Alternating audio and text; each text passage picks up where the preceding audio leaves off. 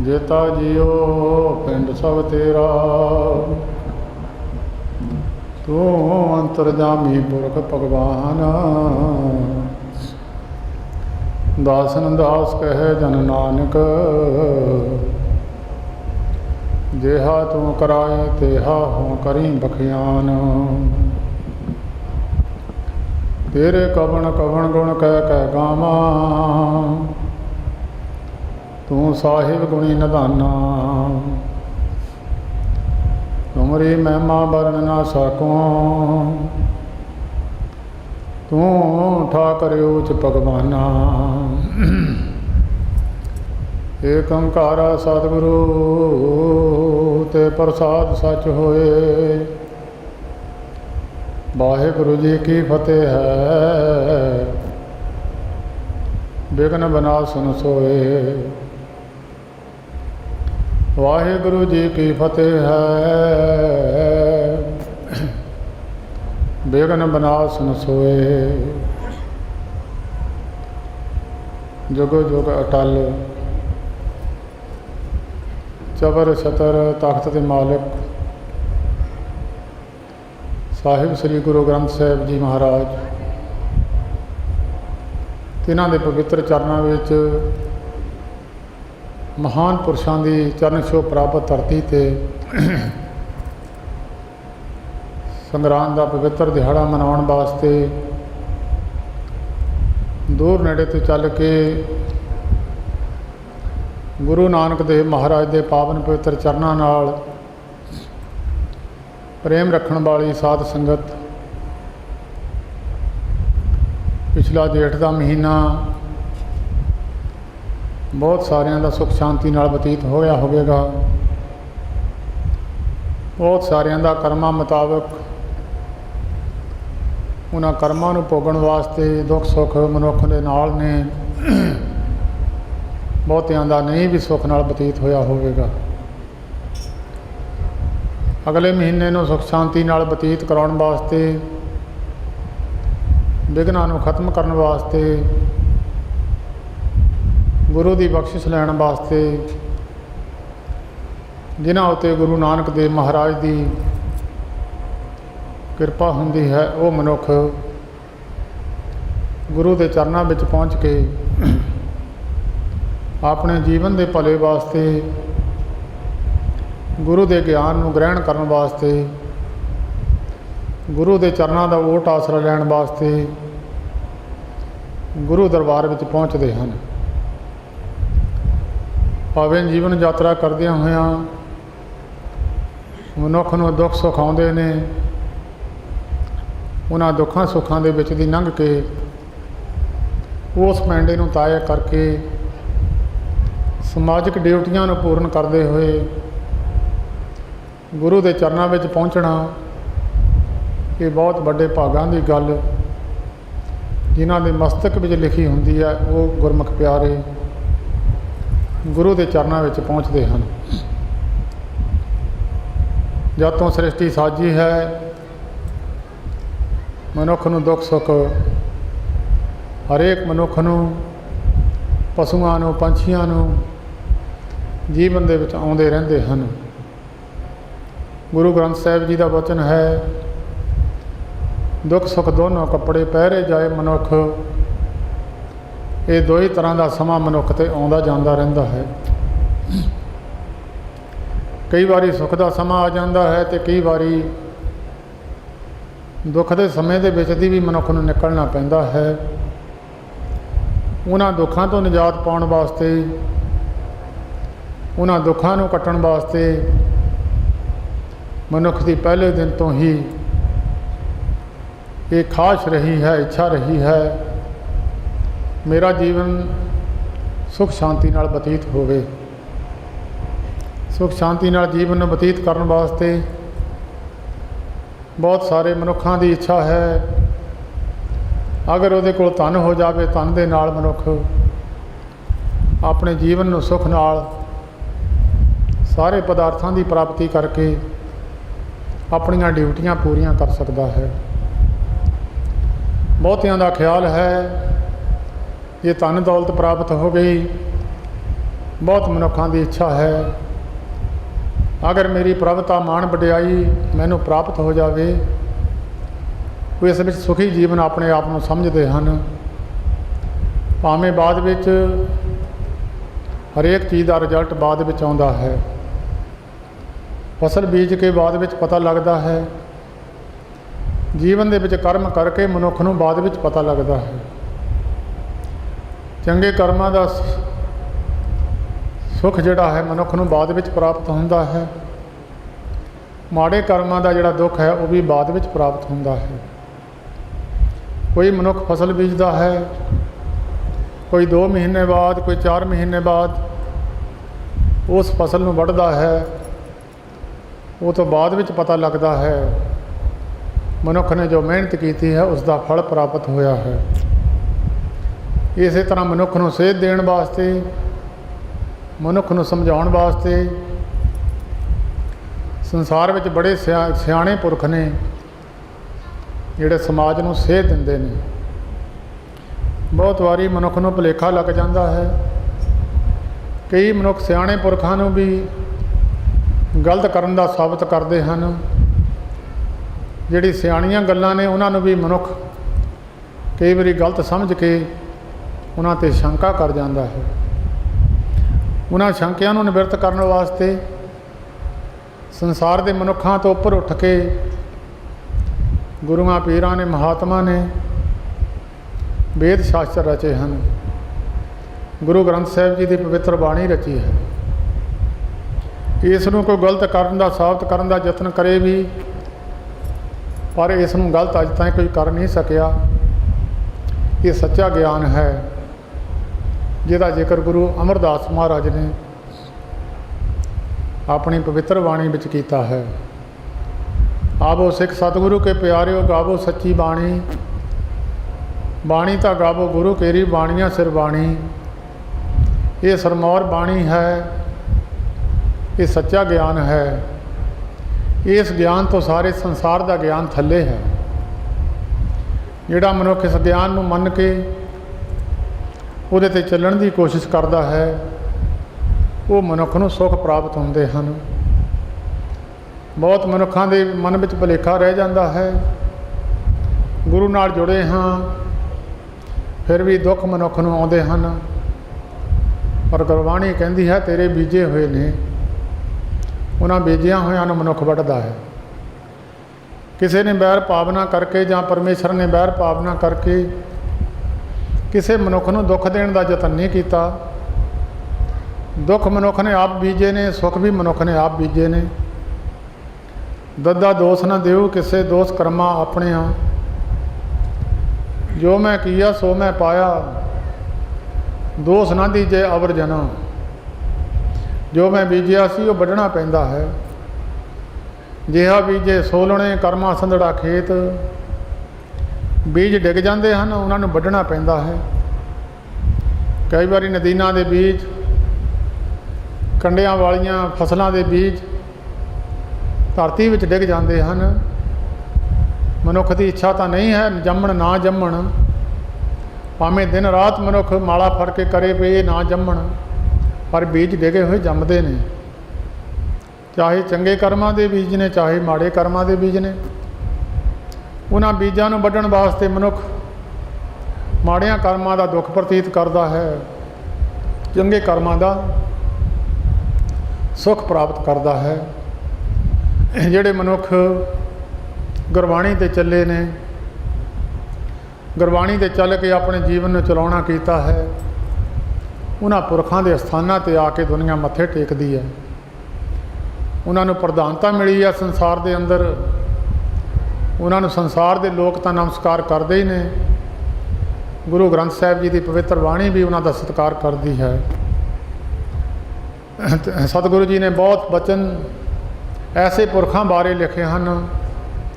हों कुरबाने जाऊँ मेहरबाना, हों कुरबाने जाऊँ, हों कुरबाने जाऊँ तिन्हां के लैण जो तेरा नाम। जिहड़े तेरा नाम लेंदे हैं उन्हां दे कुरबान गुरबाणी जाती है। उन्हां दे कुरबान गुरु नानक साहिब जी जाते हैं। उन्हां दे कुरबान वेद शास्त्र जाते हैं। ਜਿਨ੍ਹਾਂ ਪੁਰਖਾਂ ਨੇ ਗੁਰੂਆਂ ਦੇ ਗਿਆਨ ਨੂੰ ਮੰਨ ਕੇ ਆਪ ਤਾਂ ਸੁੱਖ ਪ੍ਰਾਪਤ ਕੀਤਾ ਹੈ, ਪਰ ਸੰਸਾਰ ਦੇ ਲੋਕਾਂ ਨੂੰ ਦੱਸਿਆ ਹੈ ਕਿ ਜਿਹੜਾ ਅਸੀਂ ਸੁੱਖ ਪ੍ਰਾਪਤ ਕਰਦੇ ਹਾਂ ਉਹ ਸੰਸਾਰ ਦੇ ਲੋਕੀ ਵੀ ਲੈ ਲੈਣ। ਬਹੁਤ ਸਾਰੇ ਪਰਉਪਕਾਰੀ ਲੋਕ ਹੁੰਦੇ ਨੇ, ਉਹ ਕਈ ਵਾਰੀ ਆਪ ਚੰਗਾ ਕੰਮ ਕਰਕੇ ਦੁਨੀਆ ਨੂੰ ਦੱਸਣ ਦਾ ਯਤਨ ਕਰਦੇ ਆ ਕਿ ਆਹ ਸੰਸਾਰ ਦੇ ਲੋਕ ਵੀ ਇਹਦਾ ਫਾਇਦਾ ਲੈ ਜਾਣ, ਸੰਸਾਰ ਦੇ ਲੋਕ ਵੀ ਇਹਦਾ ਸੁੱਖ ਲੈ ਲੈਣ। ਇਸੇ ਤਰ੍ਹਾਂ ਮਹਾਤਮਾ ਲੋਕਾਂ ਨੇ, ਬੰਦਗੀ ਵਾਲੇ ਪੁਰਖਾਂ ਨੇ ਆਪ ਸੰਸਾਰ ਵਿੱਚ ਗੁਰੂ ਗ੍ਰੰਥ ਸਾਹਿਬ ਜੀ ਦੇ ਬਚਨਾਂ 'ਤੇ ਚੱਲ ਕੇ ਸੰਸਾਰ ਦੇ ਲੋਕਾਂ ਨੂੰ ਸੇਧ ਦਿੱਤੀ ਹੈ। ਉਹਨੂੰ ਦੱਸਿਆ ਹੈ ਇਹ ਕਰਮ ਕਰੇਗਾ ਤਾਂ ਤੈਨੂੰ ਇਹਦਾ ਫਲ ਭੋਗਣਾ ਪਵੇਗਾ, ਕਿਸੇ ਜੀਵ ਨੂੰ ਦੁਖੀ ਕਰੇਗਾ ਫਲ ਭੋਗਣਾ ਪਵੇਗਾ, ਕਿਸੇ ਦਾ ਹੱਕ ਖਾਵੇਂਗਾ ਮੋੜਨਾ ਪਵੇਗਾ, ਆਪਣੀ ਮਿਹਨਤ ਕਰਕੇ ਖਾਵੇਂਗਾ ਸੁਖੀ ਜੀਵਨ ਬਤੀਤ ਕਰੇਗਾ, ਲੇਖੇ ਹਿਸਾਬ ਤੋਂ ਛੁੱਟ ਜਾਏਗਾ। ਇਹ ਮਹਾਤਮਾ ਲੋਕਾਂ ਨੇ ਗੁਰੂ ਗ੍ਰੰਥ ਸਾਹਿਬ ਜੀ ਦੇ ਵਿੱਚ ਭਗਤਾਂ ਨੇ ਆਪਣੇ ਜੀਵਨ ਯਾਤਰਾ ਕਰਦਿਆਂ ਹੋਇਆਂ ਜੋ ਸਮੇਂ ਅਨੁਸਾਰ ਉਹਨਾਂ ਦੇ ਜੀਵਨ ਵਿੱਚ ਉਤਰਾਅ ਚੜ੍ਹਾਅ ਆਏ, ਉਹਨਾਂ ਦਾ ਜ਼ਿਕਰ ਗੁਰੂ ਗ੍ਰੰਥ ਸਾਹਿਬ ਵਿੱਚ ਉਹਨਾਂ ਭਗਤਾਂ ਨੇ ਕੀਤਾ ਹੈ। ਬਹੁਤ ਸਾਰੇ ਭਗਤਾਂ ਨੇ ਮੰਗਣ ਦੀ ਜਾਚ ਸਿਖਾਈ ਹੈ, ਗੁਰੂ ਕੋਲੋਂ ਮੰਗਣਾ ਕਿਸ ਤਰ੍ਹਾਂ ਹੈ, ਗੁਰੂ ਅੱਗੇ ਅਰਦਾਸ ਬੇਨਤੀ ਕਿਸ ਤਰ੍ਹਾਂ ਕਰਨੀ ਹੈ। ਭੂਖੇ ਭਗਤ ਨਾ ਕੀਜੈ ਜਾਂ ਮਾੜਾ ਆਪਣੀ ਲੀਜੈ, ਹੋ ਮੰਗੋ ਸੰਤ ਨਰੇਨਾ ਮੈਂ ਨਹੀਂ ਕਿਸੇ ਕਾ ਦੇਣਾ, ਮਾਧੋ ਕੈਸੀ ਬਣੇ ਤਮ ਸੰਗੇ ਆਪ ਨਾ ਦੇਹੋਂ ਤੋਂ ਲੇਵੋ ਮੰਗੇ। ਨਾਮ ਜਪਣ ਵਾਸਤੇ ਕਿਹੜੀਆਂ ਚੀਜ਼ਾਂ ਦੀ ਜ਼ਰੂਰਤ ਹੈ, ਉਹ ਭਗਤਾਂ ਨੇ ਜ਼ਿਕਰ ਕਰ ਦਿੱਤਾ ਗੁਰੂ ਗ੍ਰੰਥ ਸਾਹਿਬ ਜੀ ਦੇ ਵਿੱਚ। ਬਹੁਤ ਸਾਰੇ ਭਗਤਾਂ ਨੇ ਜੇ ਸੰਸਾਰ ਦੇ ਸੁੱਖ ਮੰਗਣੇ ਹਨ ਕਿਸ ਤਰ੍ਹਾਂ ਮੰਗਣੇ ਹਨ ਉਹ ਵੀ ਦੱਸ ਦਿੱਤਾ। ਜੇ ਸੰਸਾਰ ਵਿੱਚ ਦੁੱਖ ਨੇ, ਮਨੁੱਖ ਨੂੰ ਸਰੀਰ ਕਰਕੇ ਹੀ ਦੁੱਖ ਆਉਂਦੇ ਨੇ, ਉਹ ਸਰੀਰ ਨੂੰ ਸੁਖੀ ਕਰਨ ਵਾਸਤੇ ਕੀ ਕਰਨਾ ਚਾਹੀਦਾ। ਕਈ ਵਾਰੀ ਸਰੀਰ ਦੇ ਸੁੱਖ ਤਾਂ ਮਨੁੱਖ ਨੂੰ ਪ੍ਰਾਪਤ ਹੋ ਜਾਂਦੇ ਹੈ, ਮਨ ਕਰਕੇ ਮਨੁੱਖ ਦੁਖੀ ਰਹਿੰਦਾ, ਮਨ ਕਰਕੇ ਮਨੁੱਖ ਬਹੁਤ ਚਿੰਤਾਤੁਰ ਰਹਿੰਦਾ ਹੈ। ਜੇ ਮਨੁੱਖ ਦੀ ਸੋਚ ਹੈ ਕਿ ਮਨੁੱਖ ਕੋਲ ਧਨ ਹੋ ਜਾਵੇ ਇਹ ਸ਼ਾਇਦ ਸੁਖੀ ਹੋ ਜਾਵੇ। ਬਹੁਤ ਸਾਰੇ ਜੋਗੀ ਜਨਾਂ ਦੇ ਰਾਜਾ ਭਰਥਰੀ ਵਰਗੇ, ਰਾਜਾ ਗੋਪੀ ਚੰਦ ਵਰਗੇ, ਜਿਨ੍ਹਾਂ ਨੇ ਰਾਜ ਛੱਡ ਕੇ ਮਹਾਂਪੁਰਖਾਂ ਦੀ ਸ਼ਰਨ ਗ੍ਰਹਿਣ ਕੀਤੀ, ਉਹਨਾਂ ਨੇ ਦੇਖਿਆ ਰਾਜ ਵਿੱਚ ਸੁੱਖ ਨਹੀਂ, ਰਾਜ ਦੇ ਵਿੱਚ ਮਨੁੱਖ ਨੂੰ ਸ਼ਾਂਤੀ ਨਹੀਂ। ਇਹਨਾਂ ਸੰਸਾਰ ਦੇ ਸੁੱਖ ਭੋਗਾਂ ਦੇ ਵਿੱਚ ਮਨੁੱਖ ਨੂੰ ਸ਼ਾਂਤੀ ਨਹੀਂ। ਸ਼ਾਂਤੀ ਲੈਣੀ ਹੈ ਤਾਂ ਮਨੁੱਖ ਨੂੰ ਹੋਰ ਕਰਮ ਕਰਨਾ ਪਵੇਗਾ। ਸੰਸਾਰ ਦੇ ਸੁੱਖ ਭੋਗ ਇੱਕ ਪਾਸੇ ਨੇ, ਮਨ ਦੀ ਸ਼ਾਂਤੀ ਇੱਕ ਪਾਸੇ ਹੈ। ਜੇਕਰ ਸੰਸਾਰ ਦੇ ਸੁੱਖ ਭੋਗਾਂ ਵਿੱਚ ਰਹਿ ਕੇ ਮਨ ਦੀ ਸ਼ਾਂਤੀ ਪ੍ਰਾਪਤ ਕਰਨੀ ਹੈ, ਉਹ ਵੀ ਭਗਤਾਂ ਨੇ ਆਪਣੇ ਜੀਵਨ ਵਿੱਚ ਕਰਕੇ ਦੱਸ ਦਿੱਤੀ। ਭਗਤ ਵੱਡਾ ਰਾਜਾ ਜਨਕ ਹੈ, ਗੁਰਮੁਖ ਮਾਇਆ ਵਿੱਚ ਉਦਾਸੀ। ਜਿਹੜੇ ਮਾਇਕ ਪਦਾਰਥਾਂ ਦੇ ਵਿੱਚ ਰਹਿੰਦਿਆਂ ਹੋਇਆਂ ਵੀ ਉਦਾਸ ਰਹੇ, ਉਹ ਰਾਜ ਵਿੱਚ ਸੁੱਖ ਭੋਗਦਿਆਂ ਹੋਇਆਂ ਵੀ ਉਹ ਸੰਸਾਰ ਵਿੱਚ ਸ਼ਾਂਤ ਰਹੇ। ਮਨ ਅਸ਼ਾਂਤ ਨਹੀਂ ਰਿਹਾ, ਮਨ ਨੇ ਤੰਗੀ ਨਹੀਂ ਮੰਨੀ, ਰਾਜ ਕਰਦਿਆਂ ਹੋਇਆਂ ਵੀ ਸੁਖੀ ਜੀਵਨ ਬਤੀਤ ਕੀਤਾ। ਬਹੁਤ ਸਾਰੇ ਸਾਧੂ ਜਨ ਸੰਸਾਰ ਨੂੰ ਛੱਡ ਕੇ ਚਲੇ ਗਏ। ਉਹਨਾਂ ਨੇ ਜੰਗਲਾਂ ਵਿੱਚ ਜਾ ਕੇ ਸੰਸਾਰ ਤੋਂ ਇਕਾਂਤ ਹੋ ਕੇ ਉਹਨਾਂ ਨੇ ਕਿਹਾ ਵੀ ਸੁੱਖ ਇਸ ਵਿੱਚ ਵੀ ਹੈ। ਅਗਰ ਮਨੁੱਖ ਸੰਸਾਰੀ ਮੋਹ ਤੋਂ ਟੁੱਟ ਜਾਵੇ ਤਾਂ ਉਹਦਾ ਪਿਆਰ ਗੁਰੂ ਦੇ ਚਰਨਾਂ ਨਾਲ ਜੁੜ ਜਾਂਦਾ। ਜੇ ਮਨੁੱਖ ਦੀ ਤੰਦ ਸੰਸਾਰ ਨਾਲੋਂ ਨਹੀਂ ਟੁੱਟਦੀ ਤਾਂ ਪ੍ਰਭੂ ਚਰਨਾਂ ਵਿੱਚ ਇਹਦਾ ਮਨ ਨਹੀਂ ਲੱਗਦਾ। ਗੁਰੂ ਅਮਰਦਾਸ ਮਹਾਰਾਜ ਨੇ ਆਨੰਦ ਸਾਹਿਬ ਜੀ ਦੀ ਪਵਿੱਤਰ ਬਾਣੀ ਵਿੱਚ ਜ਼ਿਕਰ ਕੀਤਾ ਹੈ, ਅੰਦਰੋਂ ਜਿਨ ਕਾ ਮੋਹ ਟੁੱਟਾ ਤਿਨ ਕਾ ਸ਼ਬਦ ਸੱਚੇ ਸਵਾਰਿਆ। ਜਿਨ੍ਹਾਂ ਦਾ ਅੰਦਰੋਂ ਸੰਸਾਰੀ ਮੋਹ ਟੁੱਟ ਗਿਆ ਉਹਨਾਂ ਦਾ ਸ਼ਬਦ ਸਵਾਰਿਆ ਗਿਆ, ਉਹਨਾਂ ਦੀ ਸੁਰਤ ਸ਼ਬਦ ਦੇ ਨਾਲ ਜੁੜ ਗਈ। ਜਿਹੜਾ ਸ਼ਬਦ ਅੰਦਰ ਜਾਗਿਆ ਨਹੀਂ ਸੀ ਹੋਇਆ ਉਹ ਸ਼ਬਦ ਜਾਗ ਗਿਆ। ਉਹ ਦਿਨ ਰਾਤ ਸ਼ਬਦ ਦੇ ਨਾਲ ਜੁੜ ਜਾਂਦੇ ਆ। ਫਿਰ ਉਹ ਭਾਵੇਂ ਰਾਜ ਵਿੱਚ ਬੈਠੇ ਰਹਿਣ, ਭਾਵੇਂ ਇਕਾਂਤ ਵਿੱਚ ਬੈਠੇ ਰਹਿਣ, ਭਾਵੇਂ ਜੰਗਲਾਂ ਵਿੱਚ ਬੈਠੇ ਰਹਿਣ, ਉਹ ਮਨ ਕਰਕੇ ਸ਼ਾਂਤ ਰਹਿੰਦੇ ਹਨ। ਕਈ ਵਾਰੀ ਮਨੁੱਖ ਦੇ ਕੋਲ ਸੁੱਖ ਭੋਗਤਾ ਹੁੰਦੇ ਆ, ਉਹਨਾਂ ਨੂੰ ਪੁੱਛੋ ਭਾਈ ਕੀ ਗੱਲ ਹੈ, ਸੁਖੀ ਹੈ? ਉਹ ਕਹਿੰਦਾ ਮੈਂ ਦੁਖੀ ਬਹੁਤ ਹਾਂ। क्योंकि दुख अपने मेहर करके दुख है मनुख नूं। अगर मनुख परमेश्वर दे दिते हुए नूं ਉਹਦੇ ਪਦਾਰਥਾਂ ਨੂੰ ਦਿੱਤੇ ਹੋਏ ਨੇ ਉਹਦੇ ਸਮਝ ਲਵੇ ਤਾਂ ਮਨੁੱਖ ਦੁਖੀ ਨਹੀਂ ਹੁੰਦਾ। ਮਹਾਂਪੁਰਸ਼ਾਂ ਨੇ ਇੱਕ ਬਹੁਤ ਸੁੰਦਰ ਪ੍ਰਮਾਣ ਦਿੱਤਾ ਹੈ। ਕਹਿੰਦੇ ਭਾਈ ਇੱਕ ਰਾਜਾ ਸੀ, ਉਹ ਰਾਜੇ ਦੇ ਕੋਲ ਇੱਕ ਮਹਾਤਮਾ ਆਏ, ਮਹਾਂਪੁਰਸ਼ਾਂ ਦਾ ਸਤਿਕਾਰ ਕੀਤਾ ਰਾਜੇ ਨੇ। ਰਾਜੇ ਨੇ ਮਹਾਤਮਾ ਨੂੰ ਬੇਨਤੀ ਕੀਤੀ, ਮਹਾਰਾਜ ਮੇਰਾ ਮਨ ਬਹੁਤ ਅਸ਼ਾਂਤ ਰਹਿੰਦਾ ਹੈ, मन करता है राज छड्ड के जंगलों में चले जावां ते सब कुछ छड्ड के परमेश्वर की बंदगी करा।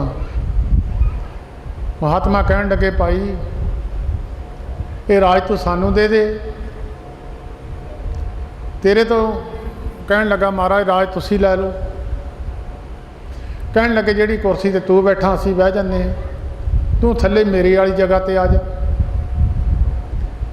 राजे ने महात्मा नूं अपनी कुर्सी ते बाल दिता, आप राजा थल्ले बैठ गया। संत कहन लगे राजा तेरे तो जंगल विच रह के जाके तपस्या नहीं होनी ते मेरे को राज नहीं चलना। तू इस तरह कर कुर्सी मेरे वाली ते बह जा, या तू इस तरह कर मेरे नाल कुर्सी ते बह जा, मैं राज ते बैठा रहना, तू मेरा राज चला। क्योंकि ते तो जंगल में नहीं जा होना, मेरे तो राजकाज का काम नहीं संभालिया जाना, तू मेरा राज संभाल के चलाई जा। अपना जो तेनों सुख चाहिए है, रोटी पानी जो तेनों सुख चाहिए है ना, वो तू ले जा। राजे ने अपना राज महापुरुषों को दे दिता। हर रोज़ महापुरुषों ने आके कुर्सी ते बैठ जाना। राजे ने सारे मंत्रियों नूं, सारे एहलकारां नूं राज दीयां ड्यूटियां संभाल के आप ड्यूटी करते रहना, तो राजे ने शाम को अपनी सुख की नींदे सौना। जिथे अगे नींद नहीं सी आउंदी सारी सारी रात, क्योंकि राजियां नूं नींद आउंदी नहीं है, बहुत घट आउंदी है। चिंतावान पुरखां नूं नींद नहीं आउंदी, जिन्हां दे अंदर चिंता हर वेले घुमदी है। चिंतावान पुरखां दे मन शांत नहीं हुंदे कदी भी। वो राजा फिर हर रोज़ सुख की नींदे सौण लग गया। एक दिन संत राजे नूं कहण लगे राजा असी तीर्थ यात्रा ते जाना है, तू मेरे वाली कुर्सी ते बह जा, असी जदों आवांगे फिर इस कुर्सी ते बह जावांगे, तू राज चलाउणा कर साडे आउण तक। ते राजा उस कुर्सी ते बह गया, राज चलाउंदा रहा। 12 साल बाद महापुरुष वापस मुड़े। राजे ने उठ के डंडौत की। डंडौत करके राजे ने अपनी कुर्सी छड्डी, महापुरुषों को अपने वाली कुर्सी ते बिठा दिता। महापुरुष राजे नूं पुछण लगे राजा सुख शांति रही? कहंदा महाराज बड़ी सुख शांति जी। कहंदे कोई तंगी? कहंदा जी नहीं जी। कहंदे अगे तो बहुत औखा रहिंदा सी, हुण कहण लगा महाराज बड़ा सुख है। मेरे मन ने मन्निया है कि मैं जीवन में जिन्ना क अनाज आम मनुख खाते हैं उन्ना क राजा भी तो उन्ना की खांदा। मैं तो रोटी खानी है, मैं तो राज काज तो संतां दा है। कहन लगे हुण सुख शांति किस तरह हुई? राजा कहन लग्या महाराज सुख शांति हुण इस तरह है, मैं ये गल समझदा जे कोई काम बिगड़िया संतां दा ही है, नुकसान होया संतां दा है, जे मुनाफा हो गया तो भी संतां दा है। मैं तो एक ड्यूटी करनी है। कहन लगे राजा ड्यूटी समझ के करे, इनू अपना समझ के जफा ना पावे। प्राहुणिया मांगर संसार विच रहे, गुरबाणी कहती है एक रहन के पहुण पमाए बहुत जुगास बधाए। कोई प्राहुणचारी किसी ते चले जावे 4 दिन, ਉਹਦੀ ਗੱਡੀ ਤੇ कब्जा कर लवे, ਗੱਡੀ मुड़ के देवे ना, ਜਾਂ ਉਹਦੇ ਹੋਰ ਸੁੱਖ ਸਾਧਨ ਲੈ ਕੇ ਮੁੜ ਕੇ ਦੇਣ ਦੀ ਕੋਸ਼ਿਸ਼ ਨਾ ਕਰੇ ਤਾਂ ਉਹਦਾ ਫਿਰ ਵਿਸ਼ਵਾਸ ਚੱਕਿਆ ਜਾਂਦਾ, ਉਹਨੂੰ ਫਿਰ ਉੱਥੇ ਵੜਨ ਨਹੀਂ ਦਿੰਦੇ। ਉਹਨਾਂ ਨੂੰ ਵਰਤਦਾ ਰਹੇ ਭਾਵੇਂ ਸਾਰਾ ਦਿਨ 10 ਦਿਨ 20 ਦਿਨ 2-4 ਮਹੀਨੇ ਵਰਤ ਲਵੇ, ਵਰਤਣ ਦਾ ਕੋਈ ਗੁਨਾਹ ਨਹੀਂ ਹੈ, ਉਹਦੇ ਨਾਲ ਵੱਜਣ ਦਾ ਗੁਨਾਹ ਹੈ। ਜਿਹੜੇ ਸੰਸਾਰ ਵਿੱਚ ਰਹਿ ਕੇ ਸੰਸਾਰੀ ਪਦਾਰਥਾਂ ਨਾਲ ਸੰਸਾਰੀ ਸੁੱਖਾਂ ਨਾਲ ਵੱਜ ਗਏ, ਉਹ ਮਨੁੱਖ ਫਿਰ ਸੰਸਾਰ ਵਿੱਚੋਂ ਉਹਨਾਂ ਦਾ ਨਿਕਲਣਾ ਬਹੁਤ ਔਖਾ ਹੈ। ਜਿਸ ਤਰ੍ਹਾਂ ਇੱਕ ਜਾਨਵਰ ਦੇ ਲੱਤਾਂ ਨੂੰ ਰੱਸੀ ਪਾ ਕੇ ਧਰਤੀ ਨਾਲ ਬੰਨ੍ਹ ਦਈਏ, ਪੱਥਰ ਭਾਰਾ ਹੋਣ ਕਾਰਨ ਜਾਨਵਰ ਉੱਡ ਨਹੀਂ ਸਕਦਾ। ਕਿਸੇ ਬੰਦੇ ਦੇ ਗਲ ਵਿੱਚ ਪੱਥਰ ਬੰਨ੍ਹ ਦਈਏ ਔਰ ਨਦੀ ਵਿੱਚ ਛੱਡ ਦਈਏ ਕਿ ਬਾਹਰ ਤਰ ਕੇ ਨਿਕਲ ਜਾ, ਉਹਨੇ ਗਲ ਵਿੱਚ ਭਾਰ ਹੀ ਇੰਨਾ ਬੰਨ੍ਹ ਲਿਆ ਕਿ ਉਹਦਾ ਤਰਨਾ ਬੜਾ ਅਸੰਭਵ ਹੈ। ਇਸੇ ਤਰ੍ਹਾਂ ਸੁਖਮਨੀ ਸਾਹਿਬ ਜੀ ਦੀ ਪਵਿੱਤਰ ਬਾਣੀ ਵਿੱਚ ਗੁਰੂ ਅਰਜਨ ਦੇਵ ਮਹਾਰਾਜ ਬਚਨ ਕਰਦੇ ਆ, ਗਲ ਪਾਥਰ ਕੈਸੇ ਤਰੇ ਅਥਾ, ਗਲ ਦੇ ਵਿੱਚ ਪੱਥਰ ਬੰਨੇ ਹੋਏ ਆ। ਸੰਸਾਰ ਸਮੁੰਦਰ ਨੂੰ ਤਰਨਾ ਹੋਵੇ ਬੜੀ ਮੁਸ਼ਕਲ ਗੱਲ ਹੈ। ਇਹਦੇ ਵਿੱਚੋਂ ਨਿਕਲਣ ਵਾਸਤੇ ਇੱਕੋ ਇੱਕ ਤਰੀਕਾ ਹੈ, ਜਿਹੜੀ ਸੁਰਤ ਸੰਸਾਰ ਨੂੰ ਫੜਦੀ ਹੈ ਸੰਸਾਰ ਨਾਲੋਂ ਤੋੜ ਦੇਵੇ। ਸੰਸਾਰ ਨਾਲੋਂ ਨਾਤਾ ਹੀ ਤਾਂ ਟੁੱਟੂਗਾ ਜਦੋਂ ਇਹਦੀ ਸੁਰਤ ਸੰਸਾਰ ਨਾਲੋਂ ਟੁੱਟੂਗੀ। ਬਾਕੀ ਪਦਾਰਥ ਤਾਂ ਅਨੇਕਾਂ ਕੋਲ ਨੇ, ਪੈਸੇ ਬਹੁਤਿਆਂ ਦੇ ਬੈਂਕਾਂ ਵਿੱਚ ਪਏ ਨੇ, ਸੋਨਾ ਚਾਂਦੀ ਵੀ ਬਹੁਤ ਮਨੁੱਖਾਂ ਕੋਲ ਹੈ। ਉਹ ਸਾਰਾ ਮਨੁੱਖ ਨੇ ਵਰਤਣਾ ਨਹੀਂ ਹੈ, ਕੇਵਲ ਸੁਰਤ ਹੀ ਵੱਜੀ ਹੋਈ ਆ। ਜਿਹਦੀ ਸੁਰਤ ਉਹਦੇ ਨਾਲ ਵੱਜੀ ਹੋਈ ਆ, ਸੁਰਤ ਨੂੰ ਜੇ ਕੋਈ ਕਹੇ ਰੂਹਾਨੀ ਮੰਡਲਾਂ ਦੀ ਕੋਈ ਸੈਰ ਕਰ ਲਵੇ, ਰੂਹਾਨੀ ਮੰਡਲਾਂ ਦੇ ਵਿੱਚ ਦੂਸਰਿਆਂ ਬ੍ਰਹਿਮੰਡਾਂ ਦੀ ਖਬਰ ਲੈ ਆਵੇ, ਖਬਰ ਨਹੀਂ ਲੈ ਕੇ ਆ ਸਕਦਾ। ਜਿਹੜੇ ਮਨੁੱਖ ਦੀ ਸੁਰਤ ਸ਼ਬਦ ਨਾਲ ਜੁੜਦੀ ਆ, ਸ਼ਬਦ ਪਰਮੇਸ਼ਰ ਦਾ ਨਾਮ ਹੈ, ਜਿਹੜੇ ਉਹਦੇ ਨਾਲ ਜੁੜ ਜਾਂਦੇ ਆ ਉਹ ਉਹਦਾ ਹੀ ਸਰੂਪ ਹੋ ਜਾਂਦੇ ਆ। ਤੂੰ ਤੂੰ ਕਰਤਾ ਤੂੰ ਹੁਆ ਮੁਝ ਮੈਂ ਰਹਾ ਨਾ ਹੂੰ, ਜਦ ਆਪਾ ਪਰ ਕਾ ਮਿਟ ਗਿਆ ਜਦ ਦੇਖਾਂ ਤਤ ਤੂੰ। ਮਹਾਤਮਾ ਲੋਕ ਸ਼ਬਦ ਦੇ ਨਾਲ ਜੋੜਦੇ ਆ। ਜਿਹੜੇ ਸ਼ਬਦ ਨਾਲ ਜੁੜਦੇ ਆ ਉਹਨਾਂ ਦੇ ਸੰਸਾਰ ਦੇ ਸਾਰੇ ਚਿੰਤਾ, ਸਭ ਸੰਸਾਰ ਦੇ ਜੋ ਸੁੱਖ ਭੋਗ ਨੇ ਥੱਲੇ ਰਹਿ ਜਾਂਦੇ ਆ। ਕਿਉਂਕਿ ਜਦ ਚੇਤਾ ਹੀ ਕਿਸੇ ਚੀਜ਼ ਦਾ ਆਉਣਾ ਨਹੀਂ ਤਾਂ ਇੱਥੇ ਉਹ ਚਿੰਤਾ ਅੰਦਰ ਵੜਦੀ ਨਹੀਂ। ਜਿਹੜੀ ਚੀਜ਼ ਮੁੜ ਮੁੜ ਕੇ ਚਿੰਤਾ ਆਉਂਦੀ ਆ, ਸੌਣ ਵੀ ਉਹ ਨਹੀਂ ਦਿੰਦੀ, ਅਤੇ ਮਨੁੱਖ ਨੂੰ ਦੁਸ਼ਮਣ ਮਿੱਤਰ ਵੀ ਉਹਦੇ ਕਰਕੇ ਹੀ ਦਿਸਦੇ ਆ। ਅਤੇ ਮਨੁੱਖ ਨੂੰ ਦੁਸ਼ਮਣ ਮਿੱਤਰ ਵੀ ਦਿਸਦੇ ਆ। ਫਿਰ ਜਦੋਂ ਦੁਸ਼ਮਣ ਮਿੱਤਰ ਦਿਸਦਾ ਤਾਂ ਕ੍ਰੋਧ ਦੀ ਅਗਨੀ ਵੀ ਅੰਦਰ ਪੈਦਾ ਹੁੰਦੀ ਹੈ। ਇਹ ਸਾਰੇ ਹੀ ਇਕੱਠੇ ਫਿਰ ਇੱਕ ਦੂਜੇ ਦੇ ਨਾਲ ਜੁੜਦੇ ਚਲੇ ਜਾਂਦੇ ਆ। ਕਾਮ ਦੇ ਨਾਲ ਕ੍ਰੋਧ ਜੁੜਿਆ ਹੋਇਆ, ਅਤੇ ਕ੍ਰੋਧ ਦੇ ਨਾਲ ਜਦੋਂ ਮਨੁੱਖ ਉਹਦੇ ਵਿੱਚ ਕੋਈ ਰੋੜਾ ਬਣਦਾ, ਮਨੁੱਖ ਕ੍ਰੋਧ ਕਰਦਾ। ਜਦੋਂ ਕਾਮ ਕ੍ਰੋਧ ਦੋਏ ਇਕੱਠੇ ਹੁੰਦੇ ਆ, ਬੱਚੇ ਪੈਦਾ ਹੁੰਦੇ, ਉਹਨਾਂ ਦੇ ਮੋਹ ਵਿੱਚ ਫਸ ਜਾਂਦਾ, ਮੋਹ ਆਪਣੇ ਆਪ ਹੀ ਆ ਜਾਂਦਾ। ਜਦੋਂ ਕਾਮ ਵਾਸ਼ਨਾ ਨਾਲ ਮਨੁੱਖ ਜੁੜਦਾ ਅਤੇ ਮੋਹ ਦੀ ਤੰਦ ਨਾਲ ਆਪਣੇ ਆਪ ਹੀ ਜੁੜ ਜਾਂਦਾ, ਜੋੜਨ ਦੀ ਜ਼ਰੂਰਤ ਨਹੀਂ ਪੈਂਦੀ। ਅਤੇ ਲੋਭ, ਫਿਰ ਜਦੋਂ ਮਨੁੱਖ ਮੋਹ ਵਿੱਚ ਆ ਗਿਆ ਅਤੇ ਲੋਭ ਦੀ ਅੰਸ਼ ਵੀ ਨਾਲੇ ਆ ਕੇ ਖੜੀ ਹੋ ਜਾਂਦੀ ਆ। ਜਦੋਂ ਮਨੁੱਖ ਕੋਲ ਚਾਰ ਛਿੱਲੜ ਹੋ ਜਾਂਦੇ ਆ, ਜ਼ਿਆਦਾ ਪੈਸੇ ਹੋ ਜਾਂਦੇ ਆ, ਹੰਕਾਰ ਨੂੰ ਲਿਆਉਣਾ ਨਹੀਂ ਪੈਂਦਾ, ਉਹਦੀ ਕੁਰਸੀ ਤਿਆਰ ਪਈ ਹੈ। ਉਹ ਜਿਹੜਾ ਹੰਕਾਰ ਹੈ ਆਪਣੇ ਆਪ ਹੀ ਆ ਕੇ ਬੈਠ ਜਾਂਦਾ। ਕਾਮ ਤੋਂ ਸ਼ੁਰੂ ਹੋਇਆ ਸੀ ਅਤੇ ਕ੍ਰੋਧ 'ਤੇ ਜਾ ਕੇ ਹੰਕਾਰ 'ਤੇ ਖਤਮ ਹੁੰਦਾ। ਇਹ ਸਾਰੇ ਇੱਕ ਦੂਜੇ ਨਾਲ ਬੱਝੇ ਹੋਏ ਆ। ਜਦੋਂ ਮਨੁੱਖ ਸ਼ਬਦ ਦੇ ਨਾਲ ਸੁਰਤ ਨੂੰ ਜੋੜਦਾ ਹੈ, ਇਹ ਸੁਰਤ ਸ਼ਬਦ ਨਾਲ ਤਾਂ ਜੁੜਦੀ ਹੈ ਸੰਸਾਰ ਦੇ ਸੰਬੰਧੀਆਂ ਨਾਲੋਂ, ਆਪਣੇ ਪਰਿਵਾਰਾਂ ਨਾਲੋਂ ਨਿਰਲੇਪ ਹੋ ਕੇ ਬੈਠ ਜਾਵੇ। ਗੁਰੂ ਗ੍ਰੰਥ ਸਾਹਿਬ ਜੀ ਦਾ ਵਚਨ ਹੈ, ਇਹ ਕਟੰਬ ਜੋ ਜੀ ਕੇ ਬੰਧਨ ਪਾਈ, ਭਰਮ ਭੁੱਲਾ ਸੰਸਾਰਾ, ਬਿਨ ਗੁਰ ਬੰਧਨ ਟੂਟੇ ਨਾਹੀਂ, ਗੁਰਮੁਖ ਮੋਖ ਦੁਆਰਾ। ਇਹ ਜਿਹੜੇ ਪਰਿਵਾਰਾਂ ਨੂੰ ਤੂੰ ਆਪਣੇ ਸਮਝਦਾ ਹੈ, ਕਹਿੰਦੇ ਤੇਰੇ ਬੰਧਨ ਨੇ, ਇਹੀ ਤੈਨੂੰ ਲੰਘਣ ਨਹੀਂ ਦਿੰਦੇ, ਇਹੀ ਤੈਨੂੰ ਅੱਗੇ ਨਹੀਂ ਜਾਣ ਦਿੰਦੇ, ਇਹੀ ਰੱਸੀਆਂ ਪਾਈਆਂ ਹੋਈਆਂ ਨੇ। ਇਹਨਾਂ ਦੇ ਵਿੱਚ ਫਸਿਆ ਹੋਇਆ ਮਨੁੱਖ ਕਈ ਜਨਮਾਂ ਦੇ ਚੱਕਰ ਲਾ ਜਾਂਦਾ। ਇੱਕ ਜੜ ਭਰਤ ਮਹਾਤਮਾ, ਜਿਨ੍ਹਾਂ ਦਾ ਨਾਮ ਹੈ ਸੰਸਾਰ ਦੇ ਅੰਦਰ, ਬੜੇ ਬ੍ਰਹਮ ਅਵਸਥਾ ਵਾਲੇ ਸਾਧੂ ਹੋਏ ਆ। ਉਹ ਇੱਕ ਵਾਰੀ ਜੰਗਲ ਦੇ ਵਿੱਚ ਰਹਿੰਦਿਆਂ ਹੋਇਆਂ ਨਦੀ 'ਤੇ ਇਸ਼ਨਾਨ ਕਰਨ ਵਾਸਤੇ ਗਏ। ਇਸ਼ਨਾਨ ਕਰਦਿਆਂ ਕਰਦਿਆਂ ਦੇਖਦਿਆਂ ਸਾਹਮਣੇ ਇੱਕ ਹਿਰਨੀ ਨਦੀ 'ਤੇ ਪਾਣੀ ਪੀਣ ਆਈ। ਹਿਰਨੀ ਪਾਣੀ ਪੀਣ ਲੱਗੀ। ਹਿਰਨੀ ਦੇ ਪੇਟ ਵਿੱਚ ਬੱਚਾ ਸੀ। ਉਹ ਹਿਰਨੀ ਉੱਥੇ ਸੂਪੇ ਦੇ, ਬੱਚਾ ਬਾਹਰ ਡਿੱਗ ਗਿਆ, ਹਿਰਨੀ ਪਾਣੀ ਵਿੱਚ ਰੁੜ ਗਈ। ਸੰਤਾਂ ਨੇ ਉਹ ਬੱਚਾ ਚੱਕ ਲਿਆਂਦਾ, ਆਪਣੇ ਆਸ਼ਰਮ 'ਤੇ ਲੈ ਆਏ। ਇੱਕ ਸੰਤ ਸੀ ਅਤੇ ਇੱਕ ਹਿਰਨ ਦਾ ਬੱਚਾ ਸੀ, ਦੋਏ ਜਾਣੇ ਰਹਿੰਦੇ ਸੀ।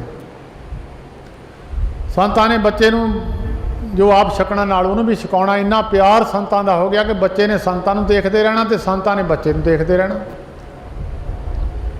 बहुत ज़्यादा प्यार जदों संतां दा बच्चे नाल होया,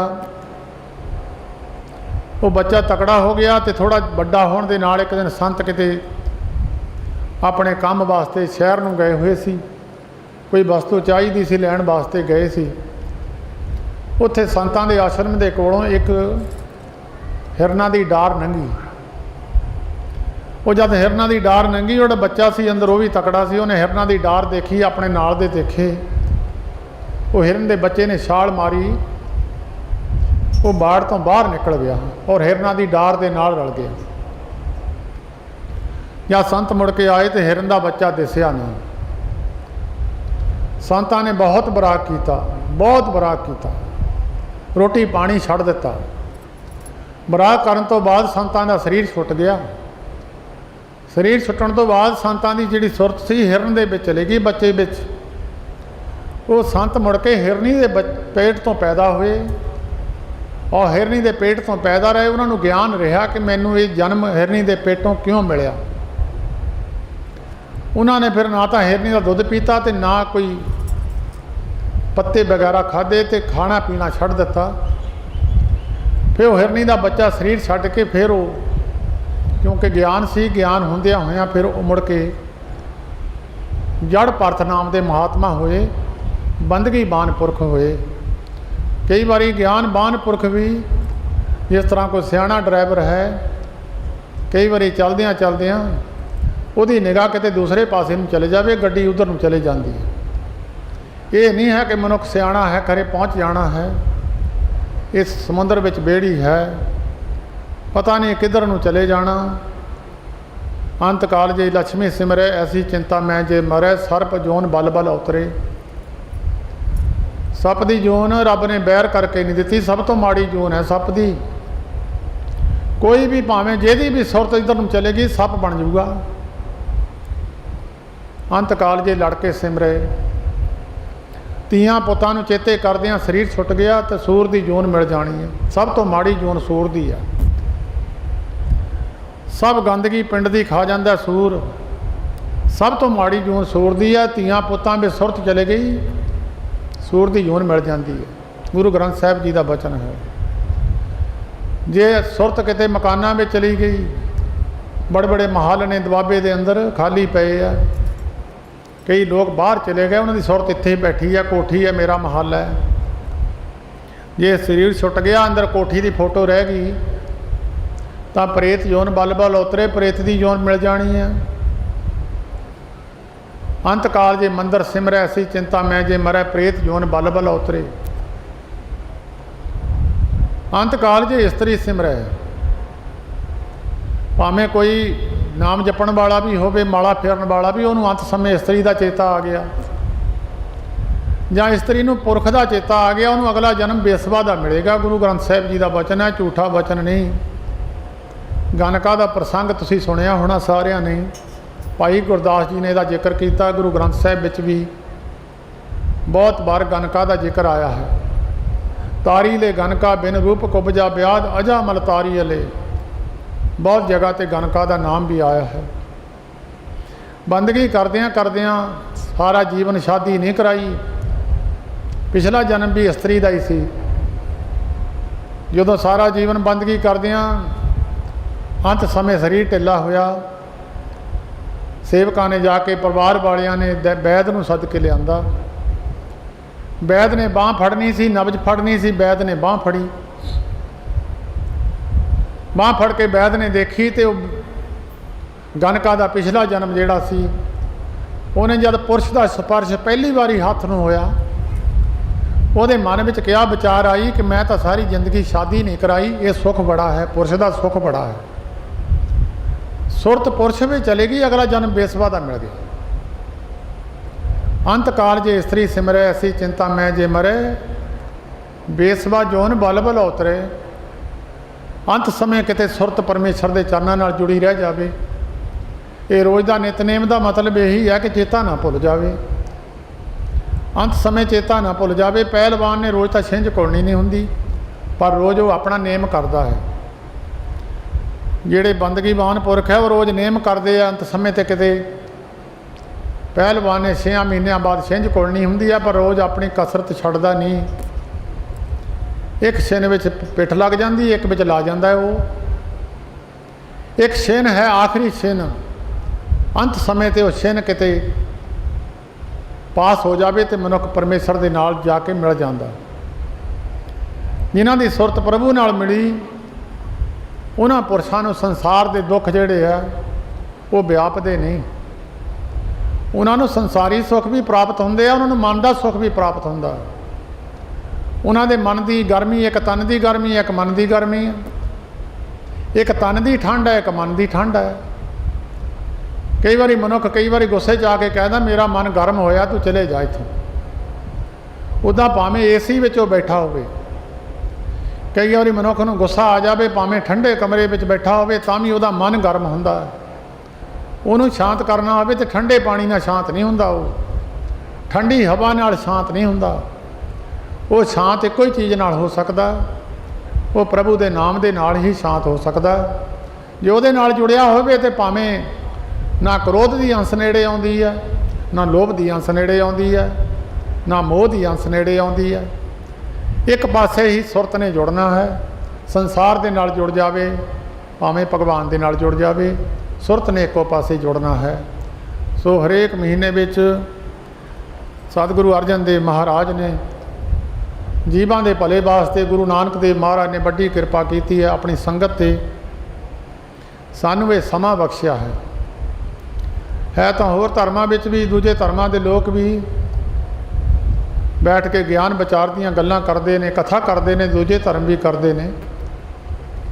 ਪਰ ਗੁਰੂ ਨਾਨਕ ਸਾਹਿਬ ਜੀ ਨੇ ਇਹ ਬਚਨ ਕੀਤਾ ਸੀ, ਭਾਈ ਧਰਮਸ਼ਾਲਾ ਬਣਾਓ, ਬੈਠ ਕੇ ਪ੍ਰਭੂ ਦੀ ਉਸਤਤ ਕਰਿਆ ਕਰੋ, ਵਿੱਚ ਅਸੀਂ ਵੀ ਬੈਠਿਆ ਕਰਾਂਗੇ। ਜਿਹੜਾ ਫਿਰ ਉੱਥੇ ਅਰਦਾਸ ਬੇਨਤੀ ਕੋ ਕਰੂਗਾ, ਅਸੀਂ ਫਿਰ ਸੁਣ ਲਿਆ ਕਰਾਂਗੇ।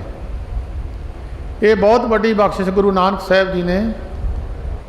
ਜਨਮ ਸਾਖੀ ਪੜ੍ਹ ਕੇ ਦੇਖੋ, ਜਿਹੜੇ ਵੀ ਪਿੰਡ ਨਗਰ ਵਿੱਚ ਗਏ ਉਹਨਾਂ ਨੂੰ ਇਹੀ ਉਪਦੇਸ਼ ਬਖਸ਼ਿਆ, ਭਈ ਇਹ ਕੰਮ ਕਰਿਆ ਕਰੋ, ਤੁਸੀਂ ਇੱਥੇ ਧਰਮਸ਼ਾਲਾ ਬਣਾਓ ਤੇ ਸਵੇਰ ਸ਼ਾਮੀ ਇਕੱਠੇ ਹੋਇਆ ਕਰੋ। ਆਪਣੇ ਔਗਣ ਦੇਖਿਆ ਕਰੋ, ਸਾਰੀ ਦਿਹਾੜੀ ਕੀ ਕਰਮ ਕੀਤਾ ਹੈ, ਕਿਹੜਾ ਚੰਗਾ ਕੰਮ ਕੀਤਾ, ਕਿਹੜਾ ਮਾੜਾ ਕੀਤਾ। ਜਿਹੜੇ ਧਨੀ ਲੋਕ ਹੈ ਸ਼ਾਮ ਨੂੰ ਹਿਸਾਬ ਕਰਦੇ ਆ ਆਪਣਾ, ਕਿੰਨੇ ਪੈਸੇ ਬਚੇ ਆ, ਕਿੰਨੇ ਘਟੇ ਆ। ਜਿਹੜਾ ਜ਼ਿਮੀਂਦਾਰ ਹੈ ਉਹ ਵੀ ਸ਼ਾਮ ਨੂੰ ਹਿਸਾਬ ਕਰਦਾ, ਮੇਰਾ ਕਿੰਨਾ ਖਰਚਾ ਹੋਇਆ, ਕਿੰਨੀ ਮੇਰੀ ਫਸਲ ਵਿਕੀ ਆ, ਉਹ ਵੀ ਕਰਦਾ ਹੈ। ਇੱਥੇ ਧਾਰਮਿਕ ਪੱਖ ਦੇ ਅੰਦਰ ਗੁਰੂ ਨਾਨਕ ਸਾਹਿਬ ਜੀ ਨੇ ਕਿਰਪਾ ਕੀਤੀ ਹੈ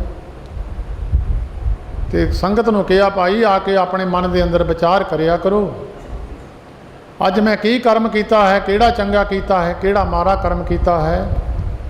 ਉਹਨਾਂ ਦੀ ਵਿਚਾਰ ਜਦੋਂ ਤੇਰੇ ਅੰਦਰ ਇਹ ਵਿਚਾਰਾਂ ਦੀ ਲੜਾਈ ਹੋਣ ਲੱਗ ਗਈ, ਚੰਗੇ ਮਾੜੇ ਵਿਚਾਰਾਂ ਦਾ ਟਾਕਰਾ ਹੋਣ ਲੱਗ ਗਿਆ, ਫਿਰ ਮਨੁੱਖ ਤਰੱਕੀ ਕਰ ਜਾਇਆ ਕਰੂਗਾ। ਇਹ ਬਹੁਤ ਵੱਡੀ ਕਿਰਪਾ ਹੈ, ਬਖਸ਼ਿਸ਼ ਹੈ ਗੁਰੂ ਨਾਨਕ ਸਾਹਿਬ ਜੀ ਦੇ ਗੁਰਸਿੱਖਾਂ 'ਤੇ। ਹੋਤੀ ਮਰਦਾਨ ਦੇ ਡੇਰੇ ਵੀ ਸੰਗਰਾਂਦ ਲੱਗਦੀ ਸੀ ਔਰ ਉੱਥੇ ਵੀ ਗੁਰੂ ਗ੍ਰੰਥ ਸਾਹਿਬ ਜੀ ਮਹਾਰਾਜ ਦੀ ਵਿਚਾਰ, ਬਹੁਤ ਸਾਰੇ ਗੁਰਮੁਖ, ਬਹੁਤ ਵਿਦਵਾਨ ਪੁਰਖ, ਬਹੁਤ ਜਿਨ੍ਹਾਂ ਦੇ ਗੁਰੂ ਦੀ ਕਿਰਪਾ ਹੁੰਦੀ ਹੈ, ਸਟੇਜਾਂ 'ਤੇ ਬੈਠ ਕੇ ਗੁਰੂ ਦਾ ਗਿਆਨ ਸੰਗਤ ਨੂੰ ਸੁਣਾਉਂਦੇ ਹਨ ਤੇ ਸੰਗਤ ਵੀ ਸੁਣ ਕੇ ਅੱਗੇ ਕੋਸ਼ਿਸ਼ ਕਰਦੀ ਹੈ। ਜੇ ਕਿਰਪਾ ਹੁੰਦੀ ਹੈ ਕੋਸ਼ਿਸ਼ ਕਰਦੇ ਆ। ਬੀਜ ਖੇਤੀ ਸੁੱਕਦੀ ਹੋਵੇ, ਉਹਨੂੰ ਪਾਣੀ ਪਾ ਦਈਏ, ਤਰੱਕੀ ਕਰ ਜਾਂਦੀ ਹੈ। ਜੇ ਪਾਣੀ ਨਾ ਮਿਲੇ ਫਸਲ ਸੁੱਕ ਜਾਂਦੀ ਹੈ। ਇਹ ਸਤਸੰਗਤ ਇੱਕ ਪਾਣੀ ਹੈ। ਅੱਬਲ ਤਾਂ ਰੋਜ਼ ਜਾਵੇ ਗੁਰੂ ਘਰ ਵਿੱਚ, ਜੇ ਜ਼ਿਆਦਾ ਔੜ ਲੱਗੀ ਹੈ, ਖੇਤੀ ਮਾੜੀ ਹੈ, ਫਸਲ ਜ਼ਮੀਨ ਰੇਤਾ ਹੈ, ਰੋਜ਼ ਪਾਣੀ ਪਾਉਣਾ ਪੈਂਦਾ, ਨਹੀਂ ਤਾਂ ਸੁੱਕ ਜਾਂਦੀ ਹੈ। ਉਹ ਇੱਕ ਥੋੜ੍ਹੀ ਜਿਹੀ ਪਾਵਰਫੁੱਲ ਹੈ, ਥੋੜ੍ਹਾ ਬੰਦਗੀ ਜ਼ਿਆਦਾ ਕਰਦਾ, ਉਹ ਭਾਵੇਂ ਹਫ਼ਤੇ ਬਾਅਦ ਵੀ ਆ ਜਾਵੇ, ਕਿਉਂਕਿ ਫਸਲ ਸੁੱਕਦੀ ਨਹੀਂ ਹੈ।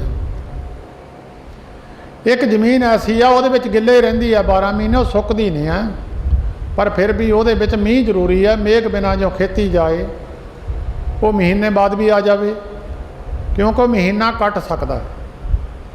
ਇੱਕ ਹਰ ਰੋਜ਼ ਸਾਗਤ ਪੁਰਸ਼ਾਂ ਨਾਲ ਬਾਹਰ ਰਹਿੰਦਾ, ਮੂਰਖਾਂ ਨਾਲ ਬਾਹਰ ਸਾਰੀ ਦਿਹਾੜੀ ਪੈਂਦਾ। ਉਹਨੂੰ ਹਰ ਰੋਜ਼ ਸ਼ਾਮ ਨੂੰ ਜਾ ਕੇ ਆਪਣੀ ਮਨ ਦੀ ਸਰਵਿਸ ਕਰਾਉਣ ਦੀ ਜ਼ਰੂਰਤ ਹੈ। ਇੱਕ ਕੇਵਲ ਆਪਣੀ ਖੇਤੀਬਾੜੀ ਕਰਕੇ ਆਪਣਾ ਨਿਤਨੇਮ ਕਰਦਾ ਹੈ, ਕੋਈ ਮਾੜੇ ਕਰਮ ਵਾਲੇ ਪਾਸੇ ਜਾਂਦਾ ਨਹੀਂ। वो रोज़ नहीं जा सकता, हफ्ते बाद चले जाए। जिन्हां ते किरपा है गुरु नानक दी, जिन्हां ने बख्शे हुए ने, जिन्हां दे अंदर गुरु प्यार है, वो तो रोज़ ही नितनेम गुरु का करते हैं, गुरु के दर्शन करन भी जाते हैं। पर कईयां ते गुरु की किरपा महीने बाद भी आ जाण, उन्हां ते भी किरपा है। महीने बाद भी मन की सर्विस करा लीजिए। तुसी एक कमरे नूं साफ सफाई करके ਉਹਦੇ कुंडे ला दिओ, दरवाज़ा ला दिओ, हफ्ते बाद खोलो, ਉਹਦੇ अंदर कूड़ा पिया ਹੁੰਦਾ। कूड़ा खिलारन की लोड़ नहीं है, कूड़ा अपने आप ही खिलर जाता अंदर। मनुख के मन के अंदर पाप कर्म आपे ही बढ़ जाते हैं। लोगों को देखी जाता, गल्लां सुनी जाता, किसी की चुगली सुनता, किसी की करता, ये गंद अंदर खिलर जाता। उन्होंने रोज़े झाड़ू मार दीए तो साफ सफाई रहिंदी है। कोले नूं अग तो परे कर दिओ। जे बेशक कहो भी कोला काला ना होवे, कोला काला हो ही जाता। जे मनुख कहे भी कोला काला नहीं होना चाहिए, कोले ने काला हो ही जाना। जो अग तो परे हो गया काला हो जाना। ਉਹਦੇ तो मनुख अपने आप ਨੂੰ बचा के लंघदा कि मैनू भी काला कर देगा। ये साकत पुरुष की निशानी है। बिल्कुल टुटा होया परमेश्वर तो कोले की न्याई है। कबीर साहब जी ने बड़ा सुंदर बचन लिखा, कबीर साकत संग ना कीजिए। ऐसे पुरखों की संगत तो बचना चाहिए ਜਿਹੜੇ कोले की न्याई ने, रब नाल टुटे हुए ने। दूरों जाइए भाग, बासन कारो परसीए तो कुछ लागे दाग। काले भांडे के नेड़े दी होके लंघ जाओ, दाग लग जाता। साकत पुरुषों तो दूर रहने की गल दसी है गुरबाणी विच, ते गुरमुखां की संगत दसी है। कोले ने काला हो गया तो उन्होंने लाल करने वास्ते अग के नेड़े करना पऊगा। इदां ही मन है जदों रब नालों टुट जाए, ये कालक भर जाती है। बहुत लोगों के तुसीं कई बार गल्लां सुनो, विचार सुनो, वो मलो मली रब नालों तोड़ दिंदे आ, क्योंकि उन्होंने कमाए माड़े बचन कमाए हुए आ, एकदम असर कर जाते हैं। जिहड़े चंगे पुरख है उन्होंने चंगे बचन कमाए होंदे आ, उन्होंने बचन भी असर करते हैं। कोशिश करिए साकत पुरुषों तो दूर रहिए, गुरमुखां की संगत करिए। उन्हां दी संगत दे नाल मन की शांति प्राप्त होंदी है। मन की शांति प्राप्त हो गई, फिर भावें धन पदार्थ घट भी होवे, उहदे कोल दौलत भावें घट भी होवे, वो मनुख कहंदा मैं शांत हाँ। उहदे अंदर कोई ऐसी वासना नहीं जिहदे करके मनुख नूं हर वेले चिंता बन रहे। ये सब तो सौखा तरीका गुरु अर्जन देव महाराज ने बख्शिश किया है। जिहड़े पुरख परमेश्वर नाल जुड़ते हैं। हाड़ के महीने का प्रमाण तां दिता सतगुरु जी ने, गर्मी ज़्यादा होंदी है। ये पंजाब के मौसम में मुख रख के बाणी रची है। आस्ट्रेलिया में चले जाइए, बहुत ठंड है। जे उत्थे हाड़ के महीने की कथा करिए तो फिर गल मनण योग नहीं है भी थानू हाड़ के महीने की ठंड लगूगी नहीं या गर्मी लगूगी नहीं, वो तो मनणगे नहीं। ये गल इत्थे गर्मी शरीर की नहीं कही है, इत्थे मन की गर्मी है। जिदा हाड़ का महीना तपदा है, इदा मनुखों के मन तपदे है। बाबे देखिया ध्यान तर, सब पिरथमी जलती नज़र आई। गुरु नानक साहब जी, भाई गुरदास जी ने लिखिया, जदों गुरु नानक साहब ने ध्यान तरिया, सारी दुनिया दुखी सी। सारी दुनिया दुख, वो समझ लो तपदे हिरदे सन सारे। जिहनूं मर्जी फोलो दुखी है, उन्होंने शांत करने का तरीका दसिया। जिदा हाड़ के महीने की गर्मी मनुख नूं साड़दी है, शरीर नूं, शरीर तंगी मनदा है। इदां जिन्हां मनुखां दे हिरदे कलयुग के प्रभाव के अंदर आके, कलयुग के सुभाव के अनुसार जीव झूठ नाल जुड़ गए। जीवां दे अंदर पाप कर्म की अंश आ गई। वो मनुखों को फिर दुख अपने आप ही आ जाते हैं। उन्हां दुखों तो निजात पाउण वास्ते गुरु अर्जन देव महाराज ने बहुत वड्डी किरपा गुरसिखां ते कीती है। भाई गुरमुखो, जे मन की शांति लैनी है, मन थोड़ा हाड़ की धुप मंगर, जिदा हाड़ की धुप शरीर नूं साड़दी है, इदां विषे विकार जिहड़े संसार दे ने, ये मन नूं साड़दे ने, मन नूं शांत नहीं करते। इन्हां तो परे होण वास्ते इक्को एक तरीका है। कई मनुख ठंडा पानी पींदे, कई AC ला लेंदे है, ਕਈ ਮਨੁੱਖ ਦਰਖਤਾਂ ਥੱਲੇ ਬਹਿ ਜਾਂਦੇ ਆ।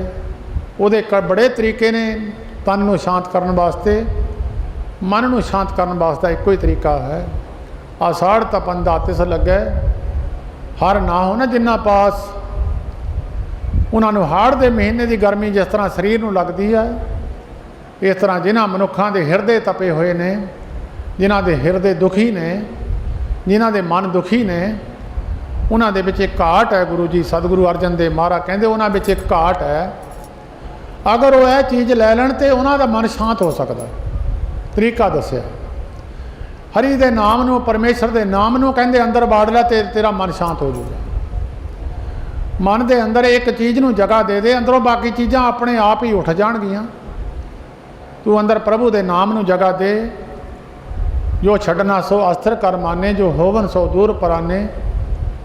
ਛੋੜ ਜਾਏ ਤਿਸ ਕਾ ਸ਼ਰਮ ਕਰੇ, ਸੰਗ ਸਹਾਈ ਤਿਸ ਪਰ ਹਰੇ।